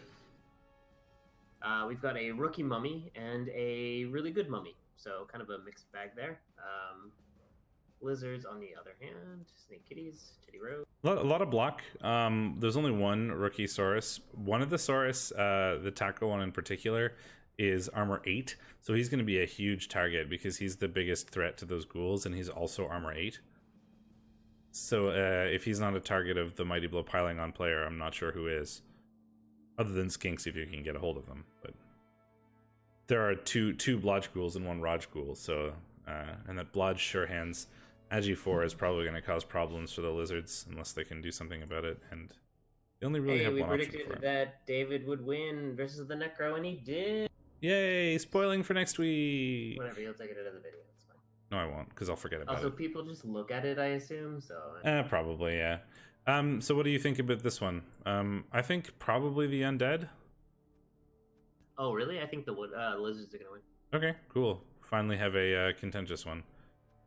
Starry Fight and the Wayside Warmongers. So we've got Philosophical and his humans. And we've got Rumblebee and some dwarves. Man, through Tossley makes me so sad. The plus Agi bust thrower. He is also strength 5 though, which turns out is pretty good. So yep, it's not that bad. So we're talking another stat-free human team versus Rumblebee. Probably going to be the human. Yeah, well, if history has anything to say about it, then, and you know, I'm a data person. Rumblebee has lost to stat-free humans in the recent past. I feel like he will lose to stat-free humans in the future. So it must be said, these humans are massively outguarded. They don't really care. Yeah, I mean, they're going to be taking hits. They're still Agi 3. Dodging out is not the easiest thing. Well, there's an edge. The catcher has a... Well, the dodge isn't actually going to do anything against the tackle. That's true. Maybe I should reconsider my stance here. Immediate stance. Pretty massively outguarded. I still think it's humans, but I think it's closer than last week. I think that thrower is the real big deal. As long as you can protect him, he's just so hard to get the ball off of because he's strength 5. He's going to be a key piece, I think. So yeah, I'll stick with the humans because of the strength 5. Another Bloody Bell and Scaled Measures. We've got not Nilox Lizards, top of the table, right? Yep, nearly enough. And we got some rats with Grey Wesker. To win off of anyone, so this is a scary week for non-Nilok, to be sure. We have the plus armor Stormbrimmen that triggers me to space. We have a leap strip gutter runner. What does not Nilok have for sure hands? Does he have sure No, hands? none. Turns So out leap, block, strip, gutter runners are kind of good at removing the ball from skinks. Yeah, and all that strength is not going to be that useful in this matchup. The block Mighty Blow tackle pieces, but he's only got one tackle piece, so he's got to guard Drome Soride like his life depends on it, because he does. Yeah, I think the big thing, like you said here, is that sure, the lizards have a lot of skills, but and like stat ups, but almost all of them don't do anything. Like none of that strength the rats care about. They're just going to ignore it. He's down a sword. He's going to probably buy a Croxagore before the game. Round. His Super Croxagore, the Block Pro Niggled one died, and it did die to the Niggle. And that's a lot of. It's going to be a lot of inducements for the rats to play with as well. Yeah, that was a big loss for sure. I still want to give this to the lizards. It's going to be hard.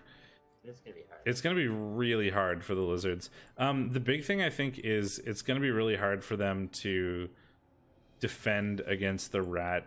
Or it's gonna be hard for both teams to be on offense, I guess, is what I'm trying to say.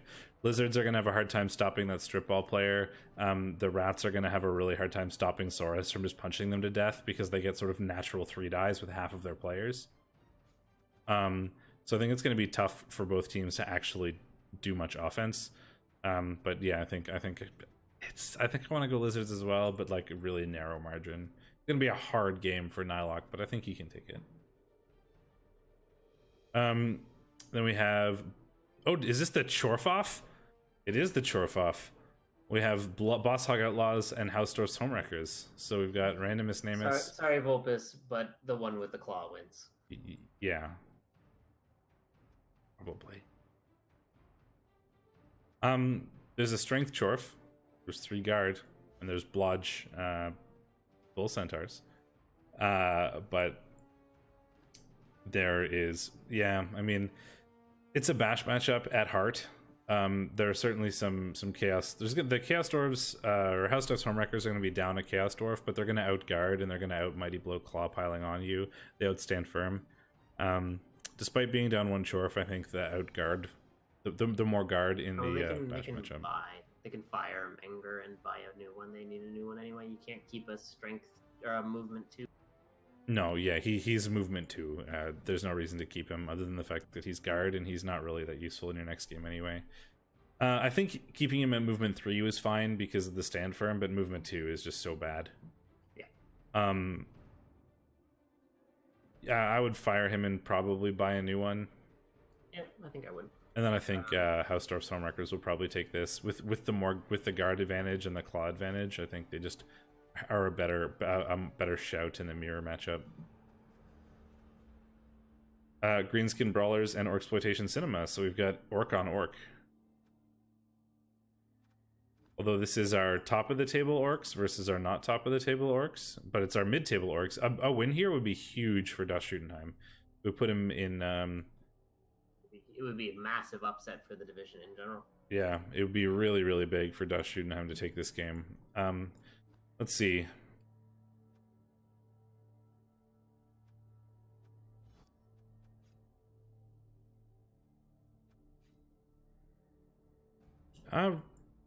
What, 180k available for the Greenskin Brawlers. The strength 5 Lyric Neeson is certainly a useful player, but the strip ball is less good here against the sure hands thrower. He's going to get a 2-die, but probably, but there is enough guard on Professor Chaos's side to prevent that. And I think there's a lot of TV tied up in that. That's probably not going to be as useful as you'd like it to be. The Agi thrower is certainly going to be a threat. I think this is probably going to come down to the sort of Black Orc on Black Orc action. I gotta go with the table here. I'm gonna predict that Professor Chaos takes it. Yeah, I'm gonna let the table influence me as well and say the same thing. But I think that while Das Schuttenheim certainly has more skills and stuff, I think a lot of them are not that useful. Like the diving tackle isn't going to do a whole lot here. The strip ball player isn't actually going to do a whole lot here. There's some sort of wasted or inefficiencies in the TV here. And then we have First and Forsaken Lions versus Wood United. So we got another Agi matchup for these High Elves. So they're probably Arcade Blaze is probably pretty pleased with that one. How battered is Wood United after that pummeling last week? That's a good question. They seem to be down 2 linemen, including their best one, the Raj Agi 5. He's just MNG'd. So they're missing, what, 210k of loners? Because they're 3? A War Dancer, it looks like. They might have sustained a death on a War Dancer. They've got a Dancer that's got a bunch of standard stuff. They've got a tree. They've got a nice guard lineman. They've got a solid catcher that's a decent one-turner, and a great catcher that is... Yeah, putt is a big deal. Putt is a big deal. Both teams have access to strip ball, and neither team has sure hands. High Elves have the throwing game sort of in the bag here, and they're going to be able to... Dangerous to throw over Wood Elves, though. It certainly is. Although... Safe throw or no safe throw. Yeah, it helps, but it doesn't make it impossible. High Elves have the sort of armor in the bag over the Wood Elves. How much tackle do the Wood Elves have? There's none on the side of the High Elves, which is certainly a problem. There's a lot of dodge on the side of the High Elves, though. There's 1 tackle for the High Elves on the War Dancer. It's gonna be tough. How much does the Dark Elves or the Wood Elves have for dodge? 1, 2, 3, 4. Quite a bit. I think I have to give this to the Wood Elves simply for the movement in this case. I think I have to give it to the Wood Elves simply because of putt. Sort of regardless of how well the High Elves do at passing and scoring and all that, the Wood Elves have super easy 2 turns, potentially very easy 1 turns available with the grab tree and the movement 9 catcher. So I think I'm gonna give it to the Wood Elves as well. But should be an interesting matchup, certainly. I think just the Wood Elf movement is going to make too much of a difference for the High Elves to deal with. High Elves are a hard team. They're like the Nurgle of elf teams. Incredible once you get a ton of skills on them, but you kind of need a ton of skills on them to make them useful. And that's going to be all the predictions. So I guess we can bring up the main screen, right? Main screen, turn on. So that's going to be us for predictions this week, and the div review, etc. Thanks for hanging out. hope you had a good time. I certainly had a good time. We'll be back next week, likely on Thursday as well. Hasn't been 100% confirmed yet, but it'll probably be around aimed for Thursday. Feel free to let us know about matches you have scheduled so that we can get a hold of them and try to cast them as they're happening. Unfortunately, I've been incredibly busy lately, so it's very difficult to actually watch games live. But I'll do my best if you let me know. So next week will be team reviews, so you don't need to send us particularly interesting games, but feel free to anyway if you want. I have confirmed that I will be playing in the Cripple Cup coming up, starting at 4 a.m. my time. So if you want to watch me go slowly crazy and probably fall asleep while having all my goblins die, that should be a really good time, and you should come watch me hate myself playing in the Cripple Cup. Last time we did this, it wasn't for the Cripple Cup, it was for I think it was the Chaos Cup. Ben started the cup by dropping coffee grinds in his butter, and I eventually fell out of my chair because I was tired. I tried to make coffee at like 3 in the morning and failed so hard that I just, like, instead of putting the coffee grounds in the coffee machine, I just poured them into the butter dish. I will not be doing the 3 a.m. Chaos Cup start, or Cripple Cup. Cripple Cup start, because I'm old and my body doesn't let me do things like that anymore. You're like 2 months older than me. No, I think you're actually older than I am. But oh yeah, I'm like 2 months older than you. Your birthday's in September, right? Yeah. Yeah, so I'm 2 months older than you. Anyway, do you have anything else to talk about? No, I finished my REL game losing to Underworld right before we started this, but got some development, so I'm pretty happy. I didn't want to be in the playoffs anyway. Going into playoffs with like 10-game-old Chaos is a great way to lose a good Chaos team. Oh, fair enough. All right, well, until next. Thanks for hanging out, guys. Until next week. I've been Steakmittens. And I'm Shadorra. And we'll see you then.